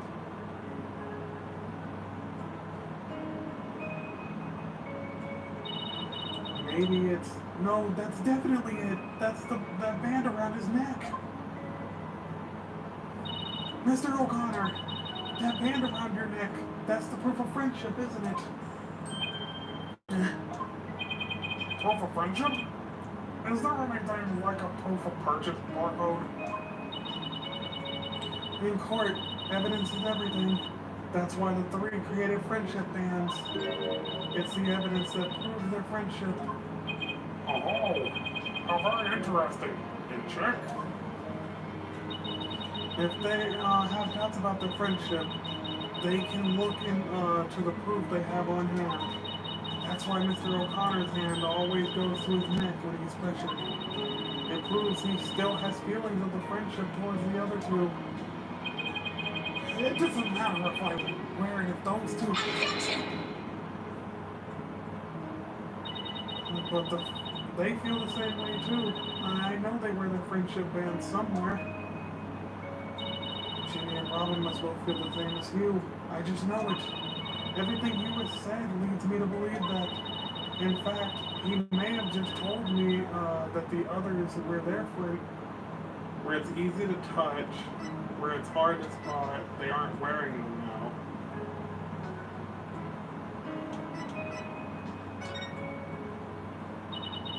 All we have to do is think back to their testimonies. Ready? Newman holds her arm when she's pressured,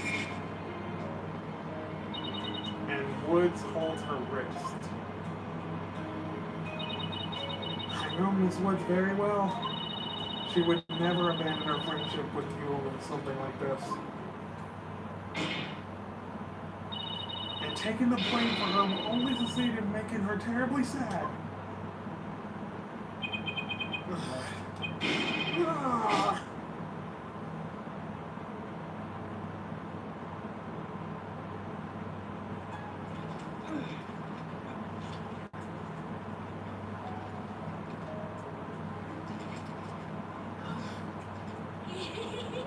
Robin, those bands of friendship that you made, just for the three of us. You may have forgotten about them, but not me.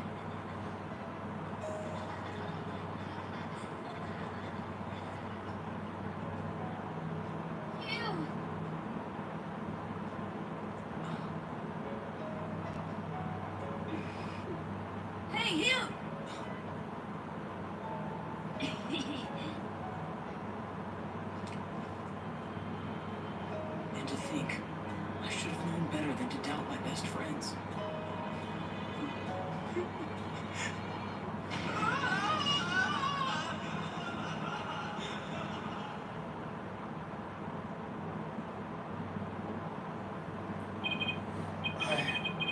I didn't kill anyone. And I didn't have a body to move. I didn't move the body. I didn't even see it. And it may look like I'm speed reading. Zen and me aren't mastering the bar exam, but I haven't read a single word in it. Well, you come fool me. In fact, you did. You. So, Miss X, can I place my trust in you? I'm gonna save Junie. So yes, you can place your trust in me. Then, am I to understand that the witness is recanting his confession again? Yes. Perjury of court. The most roundabout trial. I much prefer the turnabout variety myself. Hey!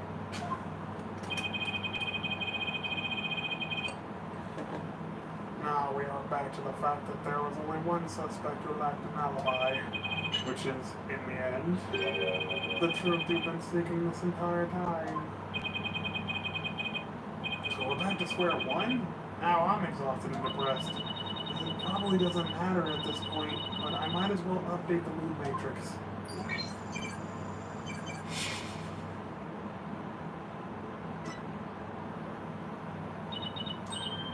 Huh? Does this mean... Further resistance is futile. The time for the verdict is nigh. Objection! Please wait! What sort of devilry are you up to now?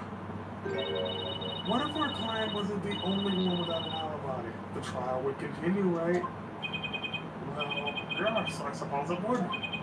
But after such a thorough investigation, does such a person really exist? Yes, we found someone, and it may have seemed like a major roundabout, but Mr. O'Connor's testimony has cracked this case. There's no more noise, please tell the truth now.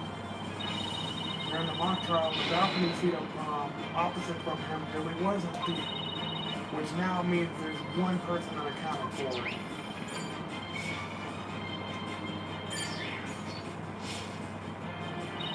Besides Junie, the only other person who could have done it, Aristotle means. The balcony seat was empty. That much is true, isn't it, Mr. O'Connor?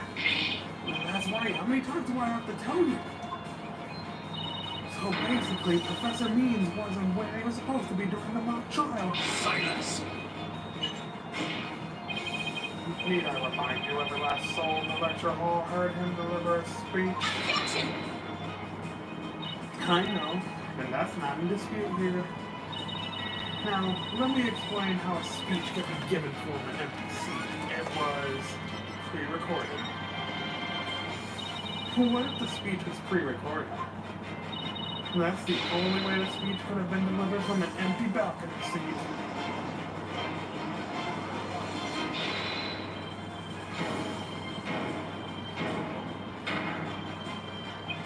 Wait, are you accusing Professor Means? That's insane!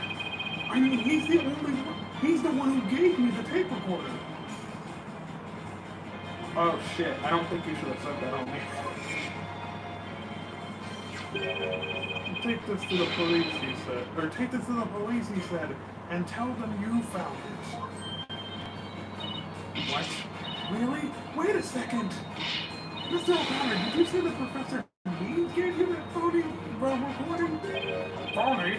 The defense will find him early unsubstantiated allegations. Well, I said he gave it to me, but what do you mean it's phony? Wow, who could have seen this development?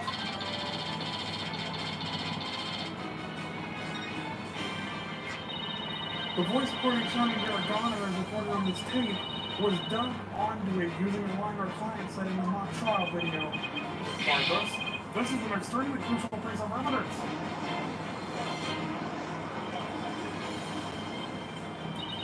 Professor Means gave Hugh the phony tape. If that's really true, then Professor Means has guilt written all over him. Your Honor, the defense moves to call Professor Aristotle Means to the stand. Silence! The seat was never empty. Twas but an oversight by a dullard of a witness. An inmate who was formerly a surgeon once told me something. He said it is often all too easy to overlook critical symptoms. Well, we're not going to overlook this oversight. If the speech was pre-recorded, then the basis for suspecting our client would be shattered. Let's check with Professor Means and see whether the empty seat was a witness oversight. A verdict without first looking into that would be inconceivable. That's enough, both of you. Now, here's my opinion on the matter. While a surgeon overlooking critical symptoms is a problem, a witness's oversight too must not be overlooked. Thus, as the matter of whether Professor Means was or was not in his faculty seat, I believe we must ask the professor himself. I agree. Professor should be here in the gallery today. Do as you please.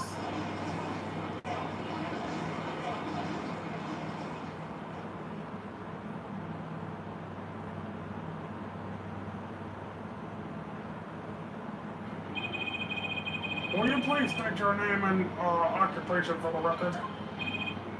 Certainly. I am Aristotle Means. I teach the lawyer course in Destinies Legal Academy, and let me add that while I welcome any opportunity to assist at the trial, I don't care for this undue suspicion. Don't worry, Professor. We're just interested in the mock trial video right now. We just need to take another look at that speech you gave. Can we count on your cooperation with this? Very well, if that's all you're interested in, please proceed, Miss Sykes. I need to find out some sort of evidence that shows this speech was pre-recorded. Alright, I believe we're ready. Let's roll the video.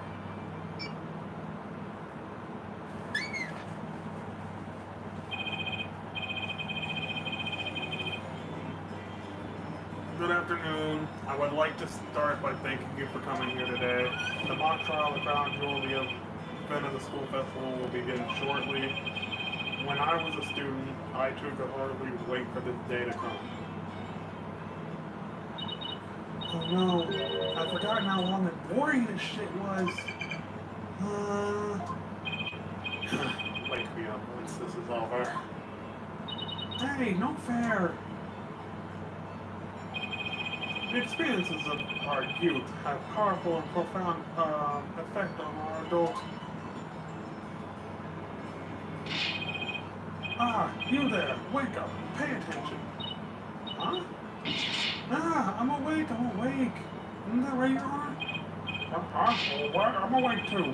Why? Wide awake, you see? Once again, our pure white Lady Justice will be watching over you today. Sir, that's not white. That Lady Justice isn't white. That is about it. One of my better speeches, if I do say so myself. I even saw some of our students with tears in their eyes. He's obviously not familiar with the phrase, bored to tears. Good. Listen, Sykes Dono. If you have subjected me to this epic study of tedium without purpose, taco will feast on your tongue after I cut it out. Ah! But you were asleep the whole time, what the fuck? Well, Miss Sykes, did you notice anything strange about that speech? Can I please hear that last part again? Again, our pure white Lady Justice will be watching over us. The fuck? There! I found what we needed. I only have one question about your speech. Why does that last part we just heard contradict with this? Take that!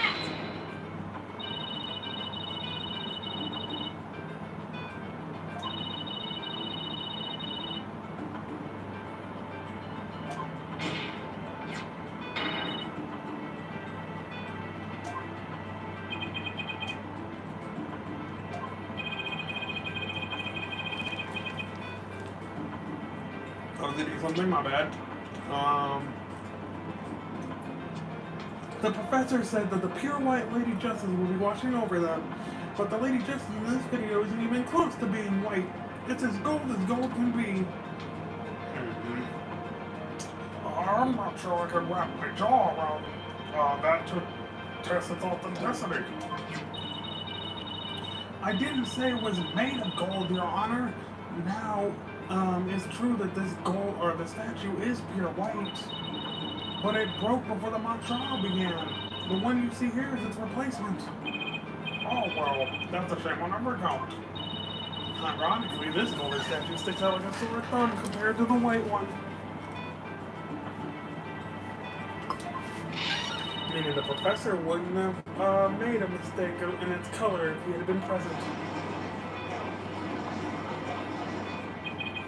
It seems that I have caused some confusion, but it was merely an oversight on my part. Objection!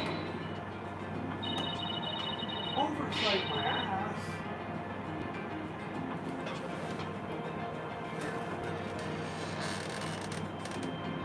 Give me a moment, something happened on my tablet. Okay, I think we're good. The statue was in the middle of the room. How could you not know what it looked like? Well, I was in the balcony seat. Furthermore, the statue had previously been white. I'm afraid this isn't sufficient evidence of the speech being pre-recorded. We had our answer long ago. The accused was the only one to leave the lecture hall. No, wait! There's gotta be something that can prove that speech was pre-recorded. According to the mock trial video, speech started here and ended here. It was a little over 10 minutes, but I doubt anyone wants to be tortured again. It was a little over 10 minutes. It felt like it went on forever. How'd you figure out how long it was? Easy. There's a timestamp at the top right of the video. Oh.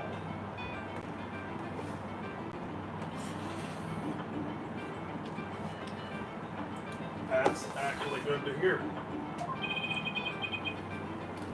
All you have to do is subtract the time the speech started from the time it ended. Speech goes on from the 10-minute mark to 8:35? What the fuck? I could have sworn I've seen this time interval of time listed among the evidence. Maybe there's a way for me to use the speech time to show that it was pre-recorded.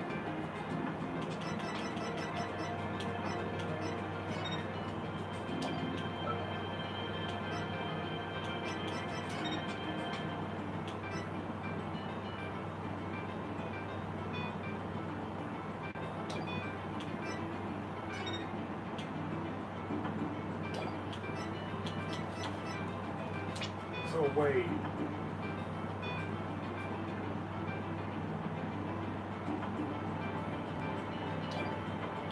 Amongst the evidence,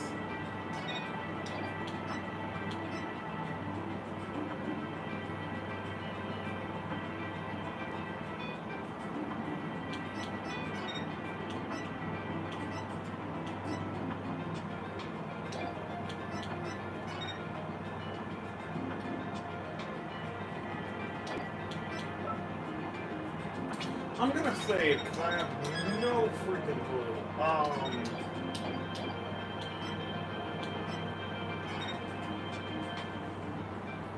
Yeah, he's right there though. Like,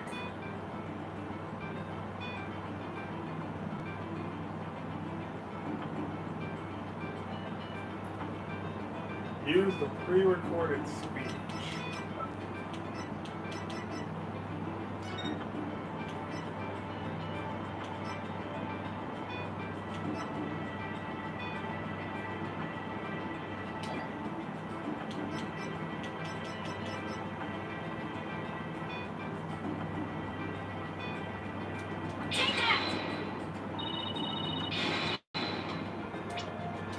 Nope, that's not it. The script was, or that was pre-recorded.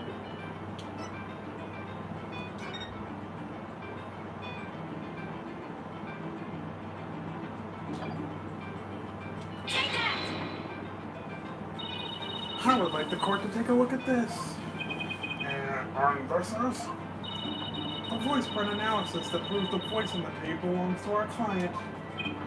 Yes, didn't we just establish that the voice on the tape recorder was a fabrication? We did. What I'd like to focus on is the noise that is also there. Noise? Yes, the defense believes it resulted when the tape's previous recording was erased. And what do you hope to prove by that? Length of the noise is what's important. It's 10 minutes and 35 seconds in all. And what did the timestamp read at the moment Professor Means began his speech? That would be at exactly 10. Fast forward this long-winded exercise in boredom to the end. Stop. The video timestamp now reads 8:35. Based on this, we know that the time it took for this speech alone, right, subtract 10 minutes and you get 10:35. Wait, 10 minutes and 35 seconds? Right, 10 minutes and 35 seconds, the same as the noise on the tape recording. I assume you all understand what that means. Professor Means' pre-recorded speech has been where the noise is now. or had been when the noise is? Silence.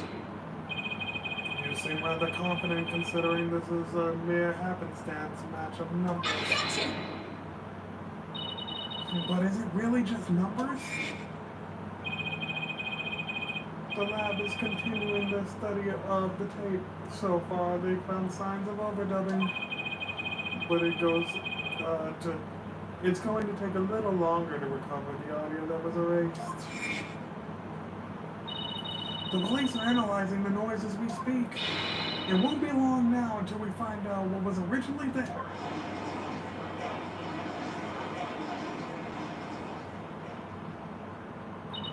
Now I'm sure of it. The professor was trying to create an alibi with the recording by pinning the crime on Junie. Well, he's not gonna get away with it.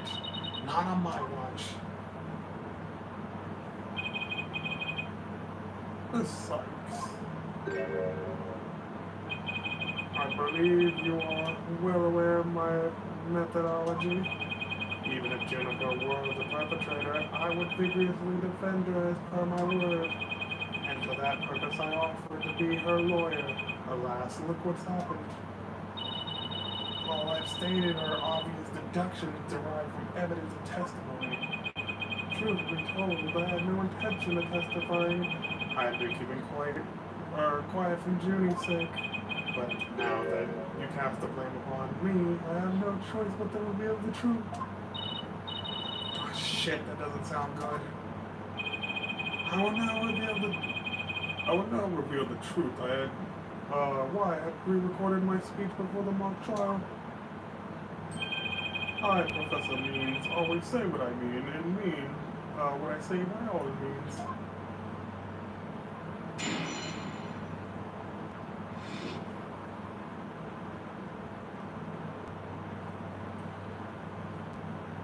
Professor Means' testimony. Defendant came to me with what she said was very important and by necessity secret. She asked me to pre-record my speech and come to the audio room during the mock trial. Jennifer confessed to the murder and asked that I get her declared innocent in court. She also said I'd become an accomplice after losing my alibi due to the pre-recording. But when I said I would protect her, I meant it because it's the humane thing to do. Oh my, so you're saying the defendant threatened you? This has to be a lie. I mean, everything about this lines up too perfectly to be true. On this most consequential of occasions, let me be perfectly frank with you.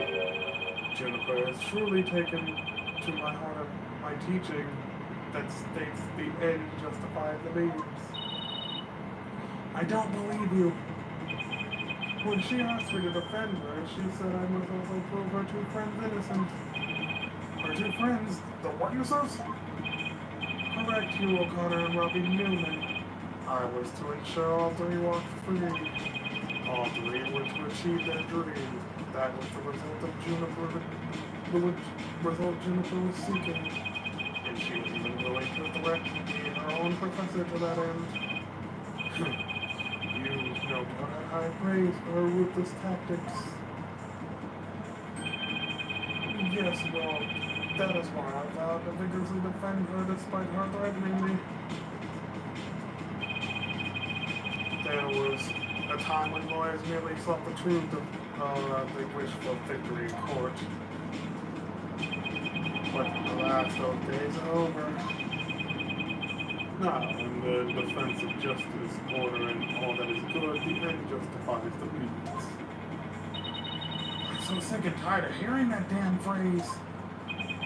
Though, it truly grieves me so, I must tell you this. Forsake the true difference victory you seek, steel yourself for this new courtroom reality. That does it! He's gonna regret dragging those dismal, depressing ideas in here, goddammit. Since he's already surrendered to the dark age of the law, it's up to me to fight it. Why so silent, like Stoma? Something the matter. This is a court of law. It's no place for long-winded talks about idealistic principles. That's why I'm gonna let the evidence do the talking. Let's not get carried away now, Miss Sykes. I will not, it will not do having you attempting to discredit my doctrine. Do not force me to rectify this situation. No, go ahead and rectify it. Only if I lose and you win, that is.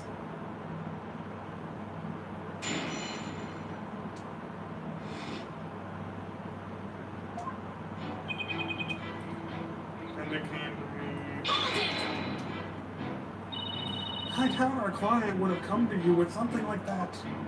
You have a point there.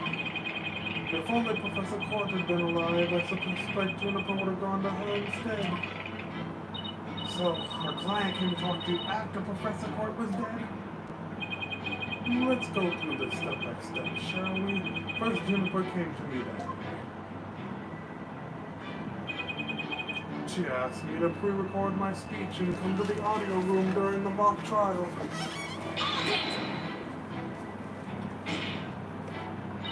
Are you suggesting that it was her client who told you to fake an alibi? You have every reason to be surprised. I too was shocked when she told me that. Simply put, Juniper has a secret that she wished to protect that badly. Is he kidding me? That lie couldn't have been further from the truth. The problem is, how am I going to expose it? It was an earnest request from an outstanding student. How could I possibly have refused? Juniper confessed to the murder and asked that I get her declared innocent in court. Did you consider that a threat? Yes, but it's now, you to whom she has passed her hands on to. Miss Sykes, you must realize that you too are being used by Juniper. What? Your Honor, I may ask you too, do not let her feigned weakness and innocence fool you. Juniper Woods is quite clever and extremely tough. And perhaps most important of all, she is a fervent follower of my teachings. Your Honor, the witness's testimony is nothing but an attack on our client's character. Very well. Objection sustained. So be it. Nevertheless, the fact that she threatened me is immutable. She also said I'd become an accomplice after losing my alibi due to the How could you overlook such a threat? As a teacher, it's your duty to discipline students. Yes, well, perhaps I do have some serious reflection to do on this matter. I suppose it was just a wishful thinking on my part. I wanted to believe that Juniper hadn't actually committed a murder, and that she hadn't meant to threaten me. Oh, really? Please do explain. Long had I waited for a student who would embody my teachings. But does the witness realize what he is arguing? Surely you must see the true meaning in my... true meaning of my words. I am merely staying true to what I teach, and my methods are but a reflection of the times. Oh wow, his way of thinking has really worked, but I haven't heard any inconsistencies in it. I wouldn't be so sure. Really? The more he tries to avoid logical inconsistencies in his testimony, the more likely we'll see inconsistencies between his actions and words. It is the dark age we live in, and there is much I would like to say on the matter. But when I said I would protect you, I meant it would be the humane. You were trying to protect our client? Yeah, right. He'll say anything to pin the blame on Jimmy. What a frightful look. I would ask that you not glare at me so. I have nothing but admiration for how Juniper was willing to go as far as to threaten me. That is why I am protecting her by any means possible. She has been a model student. Liar! You're trying to pin the blame on her. How am I going to show that he's saying, or what he's saying is what he's really thinking? You cannot possibly overturn my claims, so isn't it about time you admitted defeat? After all, if my unassailable logic is not the truth, then what is? He thinks I'm gonna give into his pet lies. He's got another thing coming. I gotta find a hole in his testimony. That's the last thing I do. Even though he's rotten the core, he's a total pro. I mean, that all made perfect sense. Yeah, but you can't believe a word he says. He's making this up as he goes along. He'll trip on his own words yet. Time to see how consistently the professor's testimony matches up with his actual actions.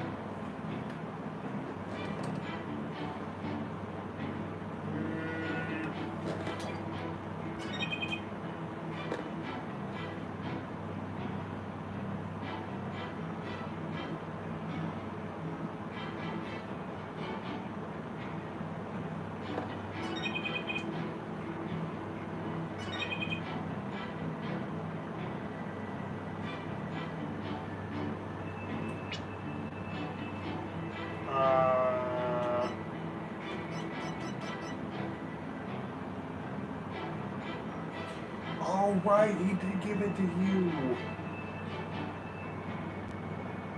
Objection! So let me get this straight. You were trying to help Miss Woods? Ha! That's nothing more than a bald-faced lie. No offense, my bad. That sounded like a yuck. My bad, dude. No offense, Your Honor. Such defamation of my character and your hair follicles, Your Honor. It is an outrage. Her sex will clarify her statement, but leave my hair follicles out of it this time. Yes, of course, Your Honor. Now, please take a look at this. The witness gave this tape to Mr. O'Connor. Then he slyly whispered, "Take this to the police and tell them that you found it." There was no whispering, slyly, or otherwise involved. I simply did that out of kindness. Objection! The tape contained our client's voice. In short, it is incredibly damaging evidence. Why would it even exist if our client wasn't trying to pin the murder on our client, or the witness was trying to pin it on our client? They say the road to hell is paved with good intentions, but not yours. You've never had good intentions, only lies to protect yourself while blaming another. You, Professor, are the embodiment of the dark age of the law.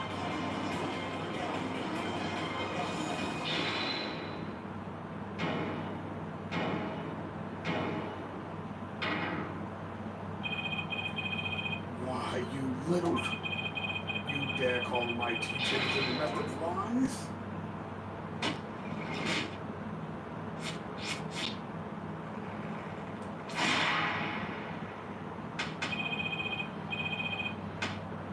Dynasty Legal Academy is a proud institution. It's the most powerful in the world. You'll never forget what the true education in lawyering means without cruelty. Professor Hughes? What's with your hair? Quiet! No talking in class. Ow!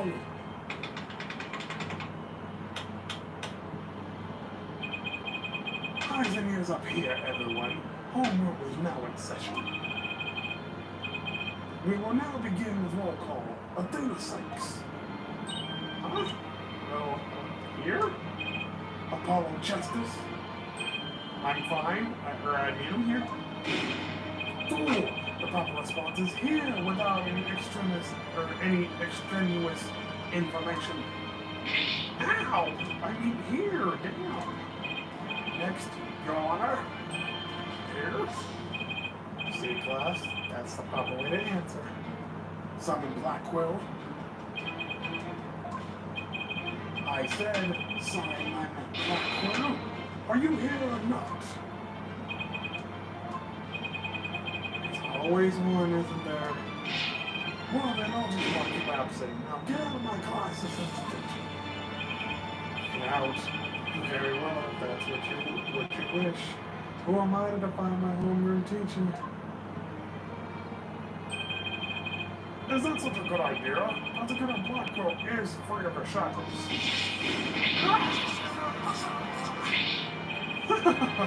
It just so happens I was a member of my high school's disciplinary committee. But is that really so shocking? Constabulary lapdog the teacher's pet. What a malleable, much lawful Wright. Good boy, Bobby. You just earned a gold star and a promotion to head disciplinarian. Alright, class is now in session. Well, I have a certain urge to go to the nurse's office today for stomach ache.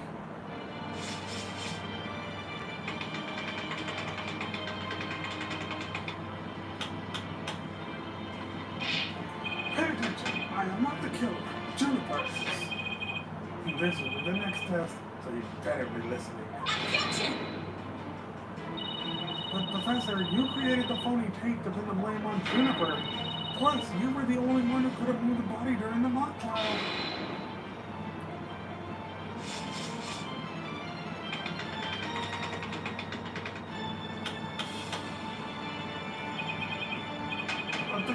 You disappoint me, so I think you would label me a murderer.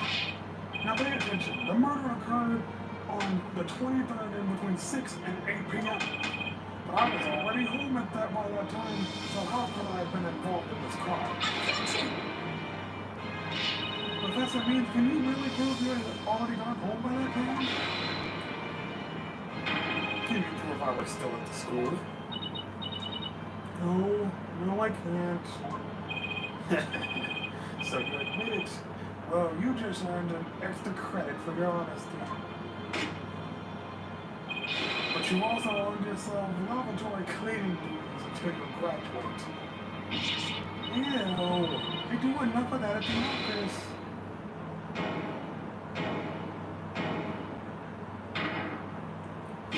No way, man. I totally object. Robin? I can't believe I fell for the professor's silver-tongued lies.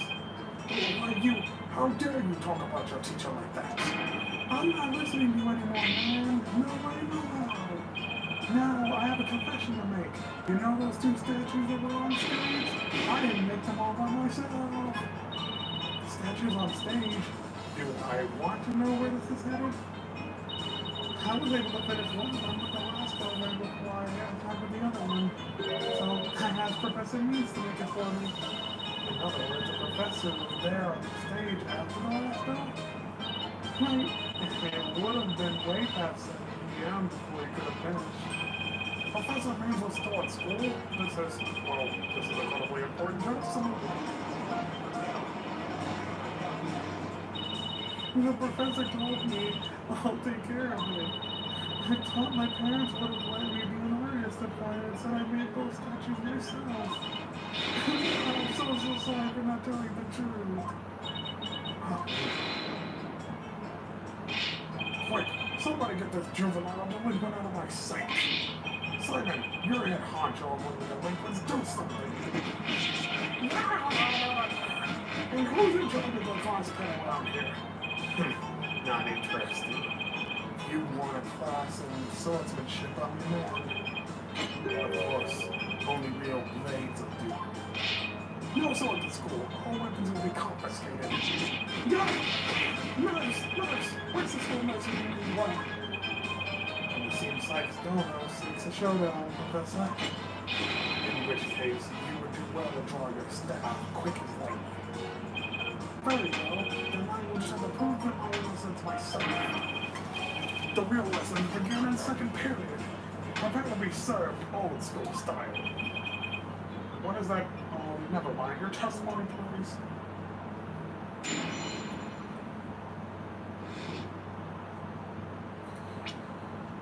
Oh boy, that was a lot. I'm going to break. I might do some later. If not, we will continue this when I have more time. I appreciate you guys for checking out the stream. I'm going to give my phone battery a rest.